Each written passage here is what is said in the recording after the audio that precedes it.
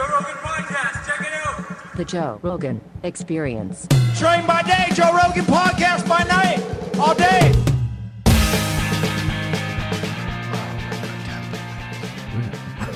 Smooth, baby. Hey, what's up, nice. Joe? What's happening, baby? We're back. We're The two back. Joes. What's going on, Joseph? The Smoking Joes. That's us, dude.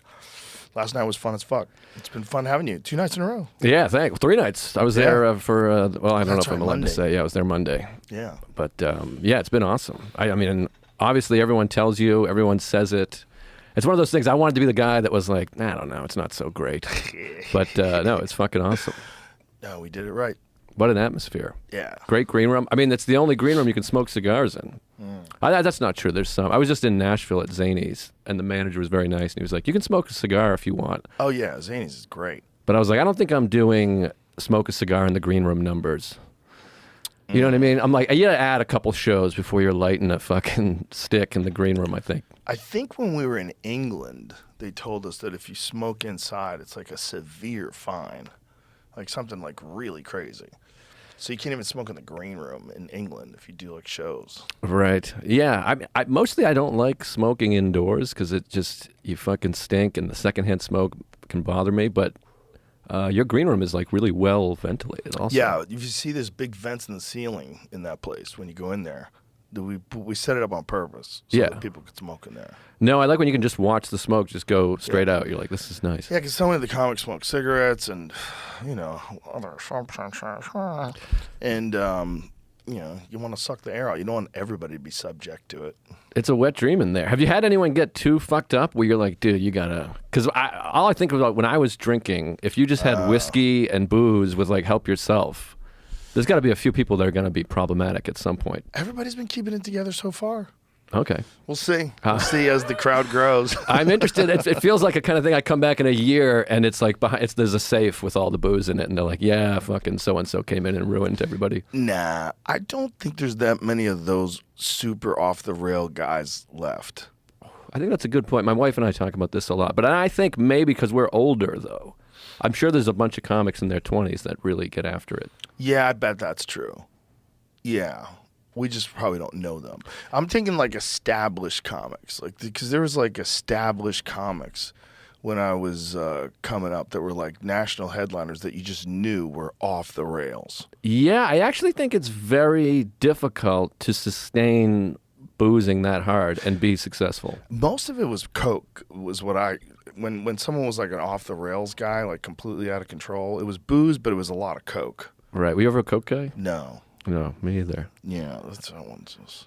I was too afraid of snorting a thing. And then no one ever said good things about coke to me until later I heard every once in a while. But mostly people were like, don't do coke. It makes you crazy. Your heart's going to explode. Like people didn't sell cocaine to me.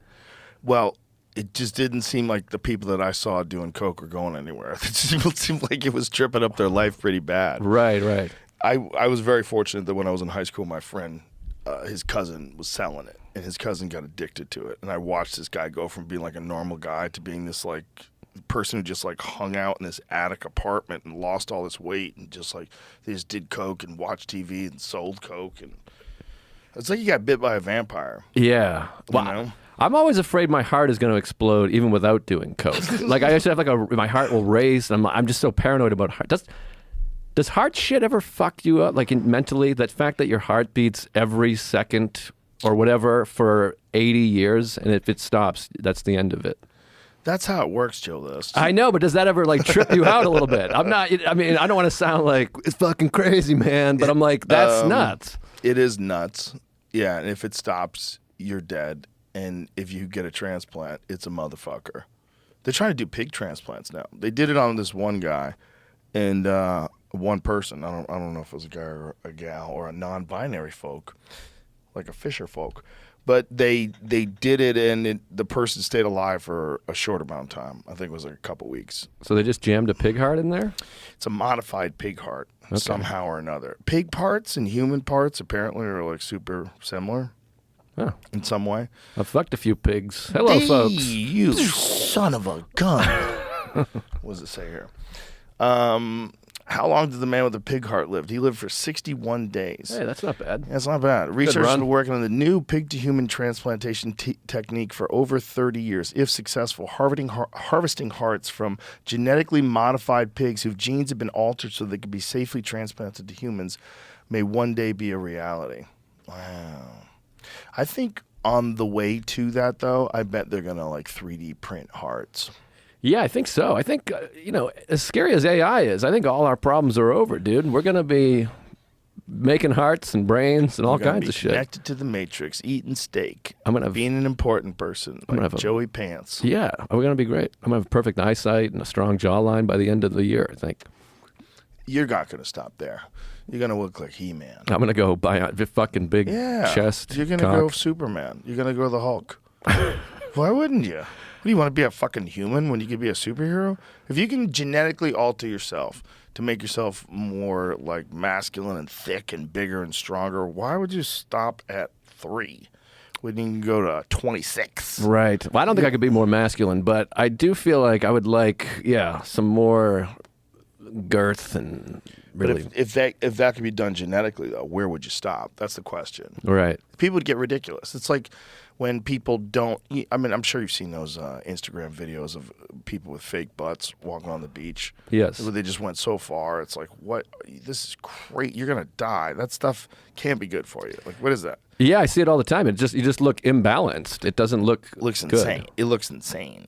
It's an insane look. But my point is, like, if they can do that with genetics, if it ever gets to a point where the mold of what we think of as the human physique has been completely thrown out the window, because now we're going to alter it from its very core to be a completely different structure. You're going to just change what a person looks like. People are going to be giants. They're going to be dragons. It's going to be fucking real life cosplay. Right. Do you think anybody will be like, I'm sticking with this. I'm going long and thin and. There's going to be a few people that pretend for a little while. Well, those are the same folks that say, I don't even have email. Fuck you. Right. You got email now, bitch. You know, like in 2001, you might not have had email, but I bet you have it now. Yeah. Well, you have to have it now, I feel like. Yeah, you kind of have to have it now. I enjoy email. That's my take. Well, it's certainly better than not having email. I mean, people are like, well, and the privacy, and they're hacking your email, and they're sending you these scams, and yep, that's what comes with this new thing. Well, I just had a friend who works for some business that was getting, I don't know all the details, nor would I share them if I had them, but their company was getting sued or something, and then they just accessed his emails, and now they have 100% of his emails. So he was saying, like, don't ever email a fucking joke like, hey, I'm going to kill that guy or anything, because they have it. Like, we should do all phone communication. Maybe they're listening to the phones too, I don't know. But yeah, I'm sure they are. I think they didn't lock that down quick enough. And when Edward Snowden exposed the NSA's gigantic sweeping surveillance sort of thing, and it's all under the guise of stopping terrorism, which, by the way, you fucking never hear about anymore. What happened to terrorism? we nailed it. Climate change took the spot of terrorism. Well, we stopped it. Patriot Act worked, baby. It must have. We did It it. must have. Otherwise, they'd be talking about it. We done did Do you it. remember when after 9/11 there would be a threat level, like a code? Yeah. Today's code is yellow. It was like forest fires. Okay, we're good. Yellow's good. Right. I have to bring a bulletproof vest to Starbucks. Yeah, it was scary as fuck. It was like they really got to us. But they nailed that terrorist attack. I mean, they knocked it out of the park. So It was certainly it was like one of the all-time great terrorist attacks in terms of publicity, in terms of like how it affected the world. it's got to be number one, right? Yeah, but just a crazy thing that an action like that changes your rights forever. Changes everybody's rights forever. But don't you think, someone was just debating this somewhere, doesn't it feel like COVID feels like it changed life more than 9/11? Like 9/11, it's now like shoes and you can't, at the airport, and you can't go to the gate. Right. But other than that, it doesn't really feel that different. Whereas COVID does feel different, where like cities have emptied out and people still wear masks and 6 feet. It's just much more. Life feels more different after this than it did 9/11 in my eyes. Because COVID got everyone to comply. COVID got everyone to do things that whoever was on television was telling you to do. Right. It became a different thing where there was an experimental medication, and you were encouraged to take it. And if you took it, you wanted other people to take it too. Right. There's a fucking thing that people do. When they do something, they want you to do it too. And especially if they can connect what they did with doing the right thing, they want you to do it.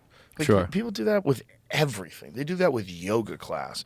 You don't think they do that with vaccines? No, I think this all the time in New York, where you see people. One person starts crossing the street while the light is green, and literally the entire herd starts following them. And then a car comes like fucking, wah! And then they have to jump back because they were just watching that one person. Yeah, happens all the time. People go in. Well, it's also cell phone brain too. Right. Because people are constantly checking their. Oh, we're walking now, and they just will walk. Yeah. Yeah. Did you know? I heard this recently that gum sales have gone down, gum and candy, because people are looking at their phone in line at like CVS instead of just staring at. You know how they have the gum and candy underneath the register? Oh, interesting. Yeah, that's what I don't know if I read it or heard it, but like before you'd be staring going, oh man, I could go for a Milky Way, but now instead you're looking at, a pigeon That shitting on a completely guy. makes sense. Yeah. So. Yeah, that really makes sense. Of course. Yeah, people just want that's the new distraction. I wonder if it's the same thing at the supermarket when all those stupid tabloids. I wonder if they're selling less. I would imagine so. Yeah, who's buying that now? Well, they have tabloids built into the phone. Yeah. No. Also, like the stories aren't outrageous enough Right. compared to what's like real online. It's mostly fluff pieces because you have to get celebrities to agree to do them, like Us and People and all those. Right. I'm blown away by. We were talking about this before you got here. Like, I'm grateful. I'm not into this dark web. My algorithm is all like baseball and Martin Scorsese. I didn't like. Duncan Trussell last night was talking about some crazy shit he sees on the internet, like children shooting each other. And then I was on your mom's house, and they were like showing videos of dicks being peeled back and inserting cushions into dicks. Cushions? Or what, I don't know, something where they put. Do you know what it is? They had some guy had a big pad under his hand. They're putting. I don't even know what it is. Like, do you know what I'm talking about, Jamie? Like they were pad putting under his hand. Yeah, it's some. I don't know the terminology. Like people put like horns on their dick. It's some kind of like product that puts bumps in you. Yeah, body. It's what is body modification? Yeah, one guy had like it looked like a spider on his palm or whatever the fuck this is, the top of your hand. Yeah, they do. They give themselves horns and shit. Yeah. Yeah, bumps all over their head. I don't know what made me think of that. Oh, just that those videos exist. I wasn't getting those. I feel so naive. I'm like, did you see this Tommy Lasorda saying motherfucker video? And other people are looking at dicks being altered. Yeah, if you can get in the wrong algorithm on Instagram, it can be quite disturbing. And I'm definitely in the wrong algorithm.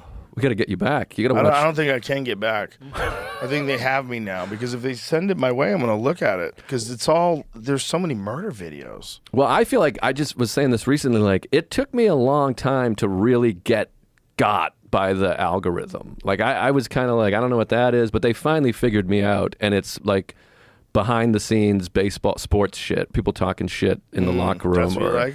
That and like and filmmakers breaking down Kubrick or whatever. You know John Boy, you know that guy on YouTube? No, I don't. Oh, he's awesome. Yeah? It's a great hole to go down. We were talking about it before. He lip reads all these baseball fights and arguments. You know when the umpire and manager are fighting each other? He's like a professional lip reader, and he's hilarious.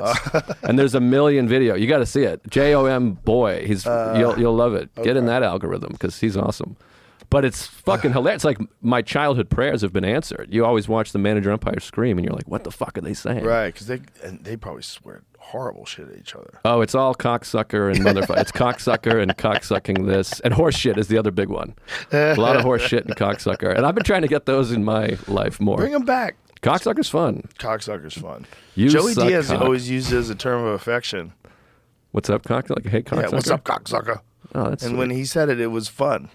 Well, you are bringing joy if you're sucking cock. You are, but he's not saying it in that way. And so there's other ways, like words have different meanings. Like if you catch someone stealing your tire, what's up, cocksucker? Right. It's a different one. Sure. But if Joey Diaz calls you up, what's up, cocksucker? You're like, what's up, Joey? Yeah, it's very sweet. It's all it's context. a different. Yeah, it's also the word. the word can be a term of affection. I'm not really a call a guy stealing my tire a cocksucker kind of guy. I'm a big What would you call 911. I'd be like, You 911, just there's a guy. get your tire stolen. Yeah, they're yeah. gonna wait for hours. Well, I'd call the police and, see what happens. Yeah, I mean, it depends on what kind of guy it is. right. I might be able to fuck him up. What if it's Duncan? Trussell? Yeah. What, does he have a tire iron? That's a good point. Because that's a weapon. That's a good point. Yeah. Well, where is the tire iron positioned? Because the tire iron is positioned on the actual lug nut itself, you're at an advantage. Right, I could probably take his back, as they say. Yeah, you're going to smash him before he gets to that thing. Now, let me ask you this. If you see a guy, he's crouched down, he's fucking with your car, and you're behind him, are you going blunt force to the head, or are you going to take his back and choke him out? Depends on how big the guy is. Depends on the situation. You hit someone with shoes on, it's really tricky legally. Hit someone with shoes on? Yeah. What do you mean, them or you? If you hit them with your shoes, it's kind of a weapon. Really? Yeah, I think they look at it differently. I think even if you had these things on, like Hoka's, like running sneakers, I think it's still a weapon, which is ridiculous because it's actually way softer than if I hit you with my bones. So you're going to take your shoes off to kick a guy? No, but I'm saying whether I would hit him while they're doing that, I'd probably say something first and see how they react, but be ready to hit them. Because it feels like, though, if you fucking punch a guy or kick a guy as hard as you can, he might have a strong jaw but I feel like choking a person. Yeah, choking works most of the time unless the guy knows how to fight. Yeah. What if he has really good defense and you realize that immediately and you forgot to put the second hook in because you were trying to stand up? And, Right. And then all of a sudden he's spun towards you and you're like, oh my God, he's trained. And he gets an underhook and then he trips you. Now he's on top and you're in fucking half guard on the concrete and he's headbutting you. And he's got a tire iron. That was an old joke I tried doing about my level of fighting is if the person's cooperating, I can beat them. Here it is. Any object made or adapted for the purposes of inflicting death or serious physical injury can be considered a deadly weapon. For example, a shoe or a shod foot used for kicking may be considered a dangerous weapon. That's dangerous or deadly, though, right? Because someone can. We saw. What was that movie? What was the curb stomp movie? Oh, American History X. American That's right. History American X, History yeah. X, right? Yeah. You can. That was like two weapons. That was The curb was a weapon too, and then there was the boot. That was unsettling. What is a shod foot for those of us unfamiliar? I had to check. It is a shoe or a foot with a shoe on it. So what about flip flops? What if you kick someone you're wearing flip flops? Is that a shod foot? I don't know. Because you're kind of at a disadvantage with flip flops on. We're going to have to go to the judges on that one. Or a slipper. I think it might be anything on your foot because it goes back into history talking about people that were almost always barefoot. So that would be an unshod foot. Yeah. I don't know what that even means. I feel like it should be shoed fit. I feel like that was a shoed foot. I feel like that was a typo somewhere and they just went with it. Shod? Shod foot. Is that a Yeah. word? Shod? Yeah. It means with the shoe? It means there's a shoe on your foot. Yeah. I mean, that should be shoed. I mean, this is easy. This is obvious. Don't you think? It should be shoed. Well, it's like- Why is it shod? Do you know the mound to home plate is 60 feet 6 inches because it was they did it with pencil, and the second one it was supposed to be 60 feet even, but the zero looked like a 6. That's why it remains 60 feet 6 inches. Really? Yeah, it was like not a typo, a righto, whatever you call it. Right. I feel like that was shod. I feel like they just left the e off. Shoed. I think it's more like a proper English "thou shalt not" thing. That's gay. You know what I'm saying? Yeah. Shod. Your feet are shod. Yeah, I get it. I know? don't like it. You know what I'm saying? I'm gonna say shoed. I think it's a proper thing. Is it? Shod is Middle English, See? meaning put shoes on or provide with a shoe. So Yeah, that stinks. stupid. Shod sucks. Well, it's weird that we have English words in England that are spelled different than the way they're spelled in America. Yeah, there's still, you see, like, there's old OLDE, town with an E, and there's, Tires with a Y. oh, I don't know that one. And then there's, Color with a U. yes, Couleur. flavor. There's a few of those, yeah. Oh, Yeah. But it's like the same language. Like, why are you guys fucking with the different words? Yeah, I don't like it. I don't like it one bit. And what are you doing on the left side of the road, bitch? Yeah. We invented the car. Get the fuck over on the other side. I heard it was from jousting. Yep. Is that something? Yeah. Does that make sense? Yeah, it does, supposedly. Have you ever driven out there? I have not. I've done it a But- few times. It's a thrill. I would imagine it would be a little bit nerve-wracking to be on the wrong side of the road. It is. I got great advice is that the driver's always in the middle of the road. That's really helpful. It's like you're closer to the middle than the other end, which is the same here and there. You know what I mean? No. Like you're on the right side of the car, but the left side of the road in England. Mm-hmm. So if you look out the window, the middle of the road is right there. The line is next to you. And the reverse here in America, you're on the left side of the car, but the right side of the road. So I you see look what out the you're window. saying. Yeah. I see what you're saying. So that's helpful. But I've only ever done it with one other, like my wife in the car, because you need a second person to be like, don't forget. Driving alone, I feel like I could fuck it up. Yeah, you could fall back into the pattern and then all of a sudden see yourself in the oncoming headlights. Yeah. I think Yeah. that's what happened to Matthew Broderick. Yeah. I don't know what happened, but it's also like just the shifting and everything. If you're operating a manual, shifting now with your left hand instead of your right, that would be bizarre. No, I couldn't do that. I have a friend who's like a big driver, and he said that was the one thing he couldn't do because it was just too many things. Yeah, because is the clutch still on the left-hand side? It is. So it's clutch, brake, accelerator, all in the same order, but now you're doing this. And then which side do you do it? Do you start far left or you just start far right and move that way? You don't do that, do you?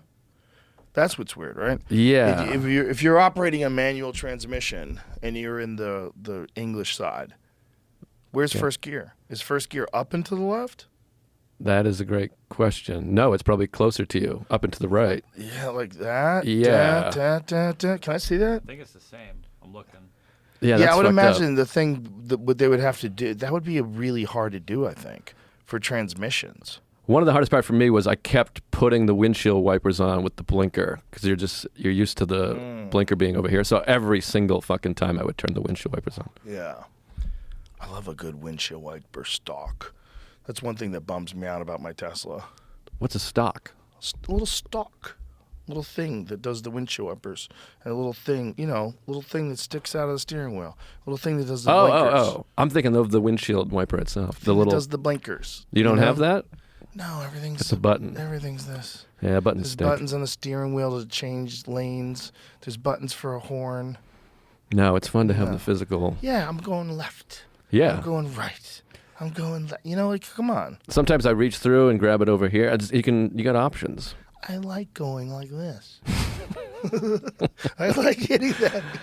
It feels like you're doing like an alt comic. It's normal. bit. Yeah. But isn't it a normal feeling to hit the blinkers and turn right? Of course, it's satisfying. You do it. You do that thing before you turn. You don't press a button on your steering wheel. It feels odd. It feels every time like, don't fuck this up. I've had this car for 2 years. And every time I press sometimes I'll press the left button when I meant to press the right button. I'm like, fuck. I would love if you did exactly this on stage, and the crowd's like, "What? What the fuck is wrong with you? Just like- a total crickets." It's like a really bad Seinfeld bit. fuck? Like a copy of a Seinfeld bit. Great set last night, by the way. I went up to the balcony and watched it. Very you. funny. Thank you. I mean, no, you know that, but it was Thank great. you. It was a fun night. Yeah, it was awesome. It's so fun to run back and forth to the two rooms, and there's such different kinds of rooms. Oh, yeah, that little room is magic. And you've They're become both great. like a comedy, like pilgrimage. I ran into first of all, I felt like a fucking celebrity out in Austin from those shows. I bumped into two guys from Calgary that came just to see the room. Then I sat next to another guy at a restaurant that was from Montreal who came just to see the room. And then I met another guy who was from England, just fucking Yeah. walking around. I was fucking around with the crowd last night, and there was people from Australia. There were people from all over the place. Yeah, it's a destination, man. Wild. Yeah. Comedy pilgrimages. People, they just want to see the room. It's fun. I hope more people do things like this other places. Did you ever go on any, before you started, I got to go see, or when you started, I got to go see fucking whoever? Do you go on a road trip to go see a comic, make a comedy nerd fan trip? Yeah, a couple of times. I mean, in the early days, I went to see a bunch of comics, but Kinnison, I went to see Kinnison a couple times. Yeah. Yeah, it was like 89. And the problem is it was like Kinnison had already sort of deteriorated. So it was kind of a bummer. It's like we were talking about. You can't go Yeah. that hard. and keep being productive, it feels like. Yeah, it was pretty evident that it was not the same kind of insight that Right. you had from his earlier work. His earlier work wasn't just wild; it was wild and like that's a really good point. Yeah, You yeah, know, yeah. it was wild and like, wow, this is like great writing. This is like interesting subject matter, and you got this wild dude. And then the stuff about marriage was so funny. It was so like obviously the guy had been in fucking terrible agony and heartbreak. It was so obvious that people had broken his heart. Right. You know, and you bought into it hook, line, and sinker. But from that special, so he has his first thing, which is Louder Than Hell, which is a cassette, and it's really fucking good. It's hard to get. I got an album of it. Okay. I think you can get it some places, but I think I don't know. There was some controversy with it. There's a lot of like very homophobic stuff in there. But then it goes from that to the HBO special, and I think that Have You Seen Me Lately? It's called. And the HBO special is fucking amazing. I mean, it's amazing. It's just so good. There's so many good bits in it. And then the one after that's not. It's just flat. It just feels fake. It feels like he's a guy trying to imitate Sam Kinison. Yeah, I feel like that. I mean, I would never name Nate, but I feel like that happens sometimes with comics where they have great material and a very unique way of doing it, and then they kind of start to lose the material and just have that unique way. And the marriage of the two is what made it great. Well, I think it's hard to write when you're partying all the time. And Absolutely. You're going to events, and you're the guy in the Bon Jovi video, and you're this and you're that, and you're, you know, I mean, his whole life he was this like weirdo and this preacher, and then he gets into comedy and becomes one of the greatest of all time. And then all of a sudden he's a fucking superstar in the rock and roll days of like Poison and Guns N' Roses and like, whoa. And he's the rock and roll comic. Right. You know? So he's like singing on stage now. He like brings a guitar on stage. Do you ever see some of that? Yeah, yeah. Yeah, that song Wild Thing. Yeah, I vaguely remember. I never was a huge Kinison guy. I wasn't big into the screaming. I mean, I always find that comedy doesn't hold up great, most comedy, which is what makes comedy great to me. Yeah. So I think by the time I saw it, I was like a kid and just like didn't quite understand it. And then later I was like, I don't know. I mean, I respect Kinison, obviously. He just wasn't one of my guys. For me, it was like catching it in the actual context of the time of 1980, whatever it was when he popped. Right. I want to say it was 86. Was it 86? That was his first album. Yeah. Yeah. So that's like right around the time when I had heard about. See, he's partying with all these rock stars. He made music videos, but it became a different thing, man. You know, it was all the look and it was all like being seen at the right places with the right people, and Sam's here, Right. and he's doing lines, blah. But before that, when he was coming up, it was developing material, like coming up with like really good, unique bits that would make you this superstar. And then once he became a superstar, it was like poison for that. Right. That's what's so hard about getting so big is that people are like, yeah, the guy. And so it's so hard to balance, I imagine. I'm not in that position. But, I mean, you're pulling it off. It's, I mean, you just can't buy into the bullshit. Right. You can't be fucking partying with Bon Jovi and rock and roll every night. It's like you're not going to get anything done. Yeah, you need an amount of humility. It also feels like that feels so removed from what makes stand-up great is a guy standing there telling jokes. It's like Right. now you have a guitar and a gang and women Right. and drums, and you're like, well, that's not really... Like, look at Chappelle. He's doing it the right way. Mm-hmm. That guy just gets on a plane and shows up in a studio in a city somewhere and starts doing guest spots. Just starts going up. Goes up at the end of shows, practices, fucks around. Right. And then next night he'll fly to this place or that place. Yeah. Just goes places and fucks around. Writing. Always working on new bits. Yeah. Always turning over material. No, you got to do it. Now, do you still listen to sets? Do you record Yeah, sets? I record all of them. Yeah. Yeah. I owe myself a few listens, though. I've been slacking off. Especially the bottom of the barrel listens. Those are the ones you really got to listen to. Yeah, that's a really fun show. Yeah. I'm like, it makes me uncomfortable, which is why it's Yeah. fun to do.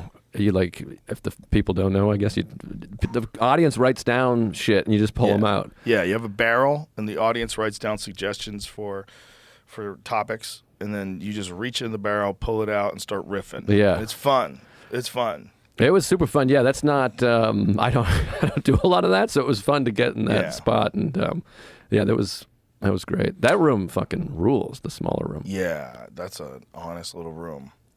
They were fucked up last night. The early show. Super intimate. It's a super intimate room. Yeah, it was great. They were. It felt like a 1 a.m. spot last night. The late show? No, it was the early one. The oh, early really? One. They were like, fucked up on the early show? They were jacked up. Yeah, it was one of those ones where like you say something and then they kind of break into conversation a little bit, and I'm like, "Are you all right? What are you guys?" And they're like, "Oh no, we're good." Like I'm in the way.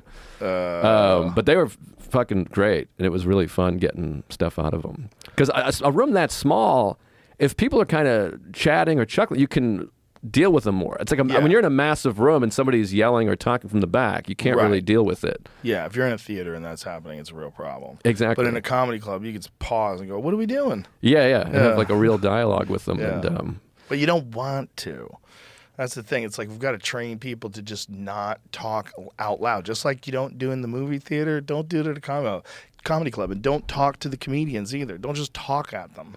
Well, do you think? I mean, what do you think about all these crowd work clips? Don't you think we're breeding this? I feel like it's a 100%. very bad situation. It's not a bad situation because it's just how they do it. Some people do it that way. But it makes the audience want more of that. I was talking. My niece just went to college, and she has a roommate who's like 18 years old. She's like essentially a high school kid. And she was like, "What do you think of crowd work?" And I'm like, "It's so crazy that like teenage kids are like, oh, crowd work, like." Well, because those are the clips you could put online because it doesn't burn your material. Right. Because it's a unique moment. Right. But sometimes I feel like there's comics going up there just trying to get those moments. They definitely are. Annoying. And then the audience thinks like, oh, I'll be part of this.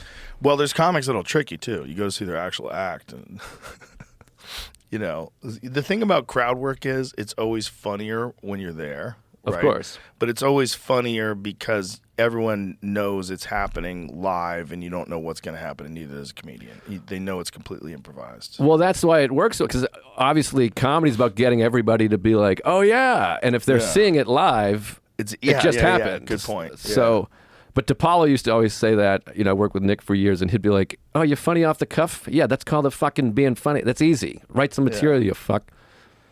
Yeah, if you can do both, that's great. Right. But some people only do one or the other. Right. Yeah. But there's tricks to it. Obviously. You definitely don't want to encourage people to interrupt people who don't do crowd work, though. And that's where it becomes a problem when people are drunk and they think, I'm going to get on a video. Right. You know, that kind of shit does happen. Now, how do you feel about MCs in New York, which is the only city that does this, where the MC goes up and just asks everybody where they're from and does almost exclusively crowd work? They never did that in Boston when I was starting, and they didn't do it here in Austin, really. Why do they do that in New York? I don't know. It's a New York thing. Like New York comics, they think that's what the MC does. I think part of it is to find out where everyone's from because there's so many tourists. But most MCs in New York just do a lot of crowd work. And I've heard people even be like, I don't like hosting because I don't do crowd work. And I'm like, well, you don't have to. Just fucking go up. Does anybody not do crowd work? Does anybody just go up and say, hey, what's up, everybody? How you doing? Let me tell you about my day. I don't think so. Really? When I hosted this years ago, when Artie Fuqua got in the accident, they needed hosts at the Cellar, so I volunteered, and I hosted for like 6 weeks. And I felt like I was the only one that just went straight into material, which I think is better because I find the audience, if they're, you know, when they're settling in and ordering and getting their drinks and whatever, figuring out who's sitting where, if you look up and the comic is talking to somebody, they're going, okay, it hasn't really started yet. He's talking to that lady. But if you look up and they're in the middle of a bit, you're like, shh, fucking quiet. The show started. That's how I always felt. Yeah. The problem with someone talking to the audience is it does kind of encourage the audience to talk to some of the future comedians if they have a point that the person disagrees with, or if they're getting to a point and you cut them off because you could say something. You know, sometimes like guys will mislead you with a bit and you're like, what is he saying? Oh, ha ha ha. But some people jump in the middle of it. Right. And fuck it up. Exactly. And they think they can because someone's been talking to them in the audience. Exactly, yes. And they're like, oh, this is a dialogue. I got it. perfect. Exactly. Or it gives them an opportunity to be outraged. And now this is kind of encouraged to give feedback. It's encouraged to talk. Right. I also think that the audience needs to hear the rhythm of a few jokes. But to me, it's like if you do crowd work for 5 minutes and then do 10 minutes of jokes. But sometimes you have an MC where you're like, if you're going first, you're like, I'm now the first one telling a joke, which is no good. I think the audience needs to hear like, oh, okay, some bits. Yeah, I think that definitely would set everybody else up for the rest of the night, and that's really what the MC should be doing. But I remember Attell would get annoyed because Attell always wants to know where everyone's from. So he would ask me like, where are they from? And I was like, I don't know. And you could see that he was like, what? Like, and there's nothing worse than upsetting That's Attell. so New York. That's so I New York. know. It's so weird. I know. The New York has this one thing where everybody goes and asks the fucking audience member where they're from. It's very strange. Or they're like, what do you do? I remember seeing a comic one time.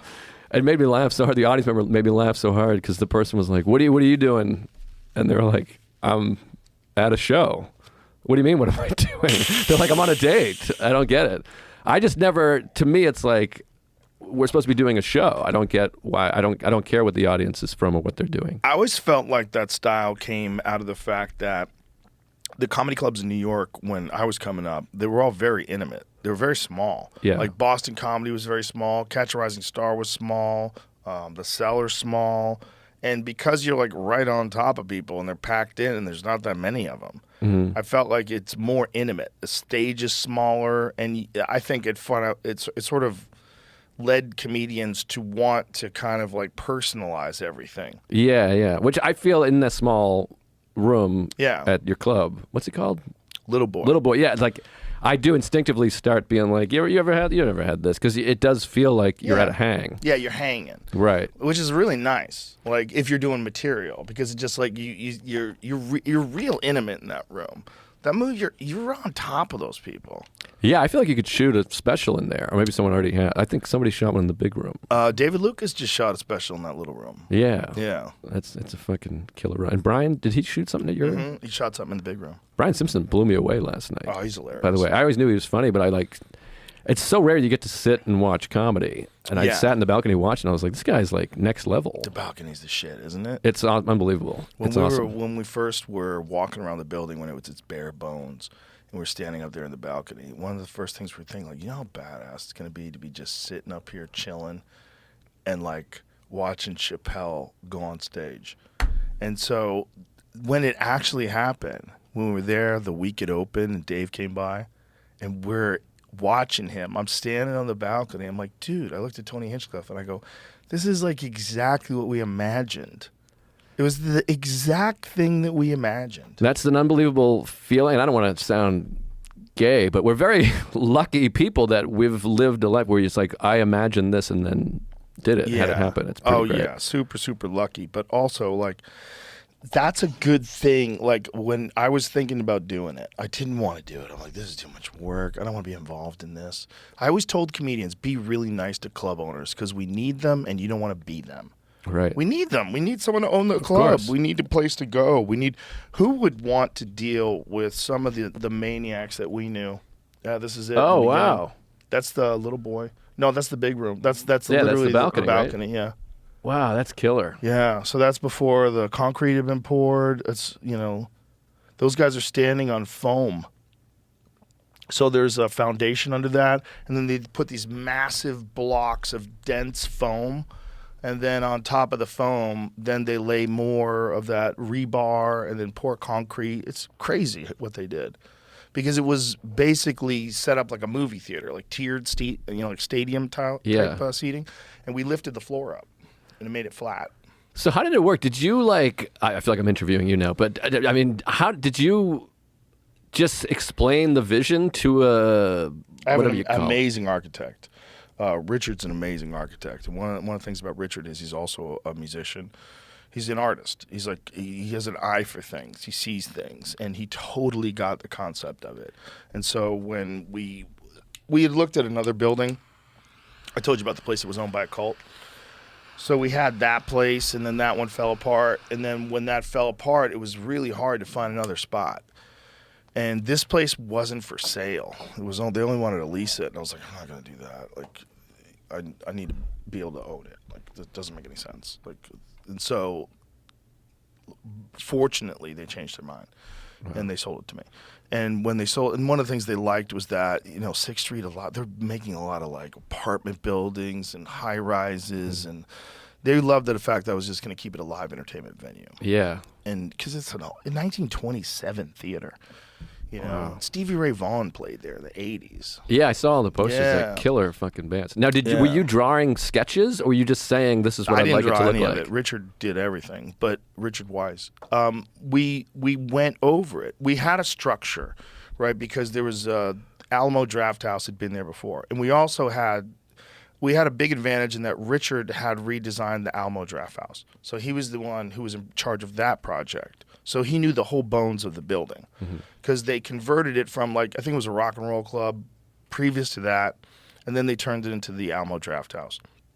And so they had to build a kitchen, they had to build these rooms, they had to, you know, set it up for the movies and do everything. So he knew exactly where everything was. And so we had 2 rooms in one building, which I really like, because I wanted a smaller, more intimate room and a bigger room. Yeah. And so when we saw it, we just had to address, like, okay, how do we do this? And we had a bunch of different ways of looking at it. We always agreed that the projection room would be the green room. Like, that makes the most sense. It's in the center of the 2 rooms, and it gives you the option of just literally walking there and seeing one room, or going this way to the balcony and seeing the other room. Yeah. So that was a no-brainer. And then we blew the walls out so it connects to the balcony, and we set everything up and moved all the equipment out. We had old projectors in there and shit. And then we built everything out. And then in the process of building everything out, I had Louis come and look at it. Yeah. And Louis had some amazing advice. He gave me some great advice about shrinking the size of the stage in the little room, lowering the ceiling even further. And little room was like a low ceiling. He's like, can you get it lower? Yeah. And I'm like, yeah, I think we can get it lower. Like, maybe like a foot or 2 lower. You know, so we did that. And then in the main room, the same thing. He said, lower the ceiling. And so the ceiling drops. So you have, you know, the balcony, you can see how the ceiling drops when you look out the balcony. So you just see, like, the top of the stage. Right. I always thought it would be a great idea. I mean, it would cost billions of dollars to have a comedy club that you could move the walls in depending on the crowd size. You know how, like, there's like a curtain, but you wish you could just fucking physically move the wall to tighten it up. Because obviously comedy just works tighter. Yeah. I mean, it's an impossibility. This is my fantasy. I mean, maybe it's not an impossibility. I don't think it's an impossibility.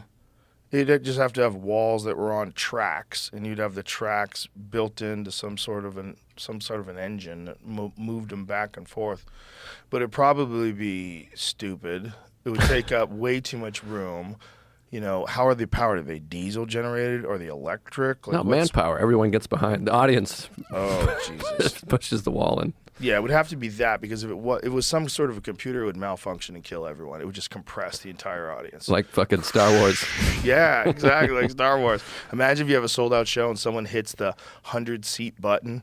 And people are just stacked up on top of each other in the middle of the fucking room. That's a great episode for like one of those, what do you call it? What's that fucking show? Black Mirror. Or I was thinking of Twilight Zone. But yeah, same shit. That thing. That's what I was wondering, though, if you just explain to the architect what it looks like. Because this blew my mind a while ago. I was watching like some Springsteen behind the album thing. I don't know if it was The River or Darkness or whatever. But I never knew.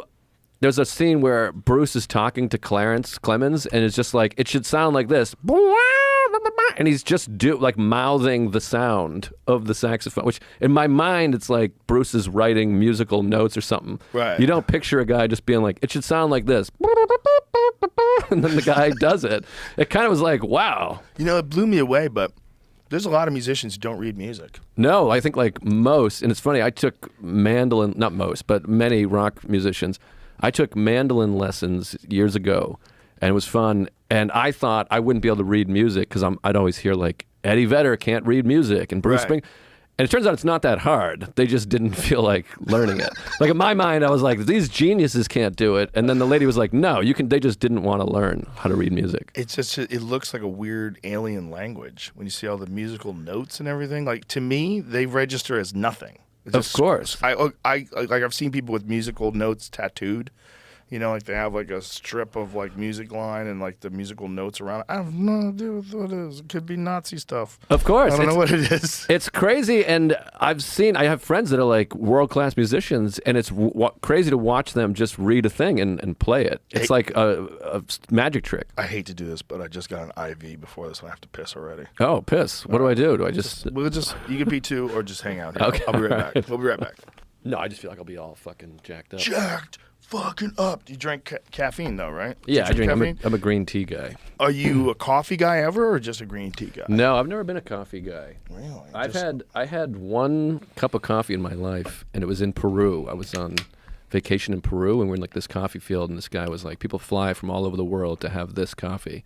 And I was like, well, I got to have it. I'm in Peru. And I was like, this is the worst thing I've ever drank in my life. I'm just not a coffee guy. But as I get older, it smells very good. So maybe I would like it. But I like green tea and, you know. Green tea's nice. Very nice. Coffee is one of those weird things that people call an acquired taste. And I don't know why anybody would ever want to acquire a taste. But didn't you find beer was like that? When you first had beer, were you like, nice? I was like, this is fucking shit. I'm sure I didn't. When I was a kid, I was probably like, this is fucking gross. That's how I felt. Yeah. I like spit it out. You're only drinking it to get fucked up. Yeah, but then didn't you acquire a taste for it? Like an IPA, you're like, ooh, this is delightful. I don't like IPAs as much. I like a cold ale. You know, like a cold ale on a hot day. You know, like fish and chips. Of course. Well, beer has to be beer and soda to me because like I just needed them ice cold. Well, beer I would drink piss warm Clearly, also. nobody drinks soda tea, right? At tea temperatures. Right, but I mean, you can get a warm soda and you're like furious. I mean, I wonder what it would taste like if you microwaved your soda. Like if you had a Coca-Cola and let's do it. nuked it up to, or put it in a teapot. Does it Whatever boil? you fill, I'm sure it boil. It's liquid. If you just poured it in a teapot, it's mostly water, and heated it to so the thing was going off, and then you poured it in your cups and just drank hot Coca-Cola. I don't know. I mean, it's not. I assume it would lose its fizz, right? Imagine, of course it would. But imagine if we just invented something awesome and nobody thought to do it ever until just now. We might have done it. Has anybody done that before? There must be YouTube videos. So I'm reading right now. A hot Dr. Pepper is a drink that straddles the line between the two. When heat is applied to a cool can of soda, it transforms into a light, refreshing soft drink into a thick, sweet tea. Odd as a hot soda might sound, it's really not that different from a glass of hot cider. I think I did a bit. I don't remember the bit where I said I like to boil my soda, and I can't remember why I said it. But I had a bit like that. Fuck. I don't remember why I said that. That's a weird thing to say. Yeah, I don't remember the We just being bit. outrageous about other things? Like was it a No. contrary thing? No, I forget. Maybe it was about... Like I like cold steak and boiled soda? I can't even remember. God damn. Do you ever have those? You're like, I know I've said Yeah. this sentence before, and I it's don't the know worst. why. It's the worst. Yeah, I can't remember. I like to boil my soda. Yeah. It was something about... I don't fucking know. I hear you. I can't remember, but... It'll come back to you. It's like that's one of those memories that you have to like stop pushing the memory guy to find it. He's like, I can't find it. I can't find it. You're like, okay, I'm gonna leave you alone. I'm gonna leave you alone. I'm gonna move on. If you find it, let me know. Like, oh, just metaphor for life. And then you go, yeah. You gotta let go or it doesn't Well, work. Sometimes that spin, you're not getting any traction. It's like when you get stuck in snow and you're like, hey, you're gonna blow out your transmission. Settle down. Right. Let's figure this out. That was an Alan Watts. I found it. This is, Ah. you're talking about, You found that? yeah. Sometimes I boil a Pepsi right before bed. Yeah. I can't remember. I still don't remember. I don't know. I can't believe you found that. That's crazy. That's funny. Yeah. I It still is don't weird how we like can get there's anywhere. some drinks that like traditionally are just warm or cold. That's it. But coffee, you can be both. It can be both. Same with Yeah. water. You can have an ice water. You can have a... Well, you never... I mean, hot water, I guess. You Yeah, drink. nobody drinks hot water unless it's got flavor in it. I drank hot water last night at the club. By the way, I had a big moment at the club. I have a contribution to the club. You do. Because you have a tea kettle and there was no tea bags. And then I was sarcastically shitting on the club to Curtis, and then he ratted me out too. But I just drank a hot water because it is calming, even if there's nothing in it, to drink warm water. And then somehow, it's a mystery. He left for like 10 minutes and came back with high-end tea. Like there sealed. must be like a store nearby or something. I guess at 10:30 at night on 6th Street. I don't know. It was a 6th Street's pretty wild. It was a magic trick. It's an unusual place, man. Have you been there on the weekends? Oh yeah, When I they hate close it. the street down and everybody just walks back and forth? It's the worst place on earth to me. I mean, the club is great, but I'm not joking. We were talking about before. I jog back to the hotel. It's like a block and a half. It's sketchy. Yeah, and But that's part of what I like about it. It's It also gives us an opportunity to hire a lot of cops.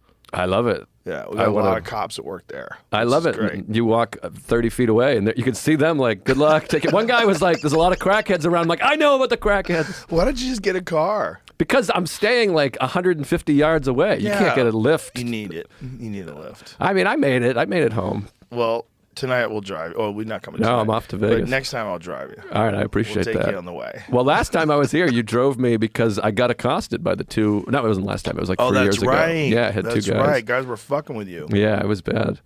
But I Were those also homeless folks? They were homeless guys. Yeah. Yeah. And I also somebody sent me a article that said like the Austin police were like, hey, if you get robbed on 6th Street, don't call 911. We can't. It's too much. Call 311. They're like, call 311 and report it. Like a guy just writes it down in a blog. It's I don't know. We need the National Guard down here. They refunded the police out here, though. They defunded the police for a little bit, and then they upped the budget recently. They good. changed it back. They're like, this is not working. And all the wealthy people that live around here were freaking out, I guess. Yeah, I mean, I told this story on stage the other night, but I was here for Moon Tower, and, you know, I'm joking a little bit. It's not, you can come and walk around 6th Street, but it's wild. And I said to some woman, she was like a volunteer, I was like, it's fucking crazy out there. And she went, oh, where are you from? And I was like, New York City. I'm not like some fucking hayseed. I live in New York. Like, this is unusual out here. There's like people with machetes and tire irons walking around. That one street. Yeah. What, like Brazos and Sixth, that and corner. Sixth. But the crazy thing is that that's the area that we got. But when we were there, it just felt like it was supposed to be there. Like, I was trying to convince myself of the cult house. When the cult house, when I was walking around, I was like, yeah, we could do this, and we could do that, and we could have a separate parking lot for the comics. That's cool. We got a lot of, because we had like 8 acres. Mm-hmm. Like, look at this view we'll have out the back. We can hang out here and party. Look at this green room. We'll blow out these walls, turn it into this immense green room. I had all these like great plans. And Yeah. it would have worked. It definitely would have worked. Of course. But that place had there's a lot of issues to be resolved, including stuff that was like, it could be a real problem for me. And so I was like, all right, this isn't going to work. Let me find another spot. And then it was like, I looked at 4 or 5 different locations, and they were pretty good, and I was trying to talk myself into them. And then I got to that place. I was like, oh, shit. I was like, this is it. This is it. I'm like, we got to make this happen. No, it's where it should be, and it's magical, and it's now like a cornerstone of the neighborhood, it feels like. Well, it just felt like it was supposed to happen, like while you're in there. And it even, like, people asked me if it was stressful. It wasn't really stressful. Everybody that was working on the project, other than me, it was amazing. Right. And so they all did a great job, so I didn't stress about that. And I just, like, it's out of my hands. Let's just do everything that you're supposed to do. Like, whatever. Like, it would be best if we did this. Do that. Right. You know, whatever it is, do that then. This is going to take more time. It's going to cost more money, but let's do it.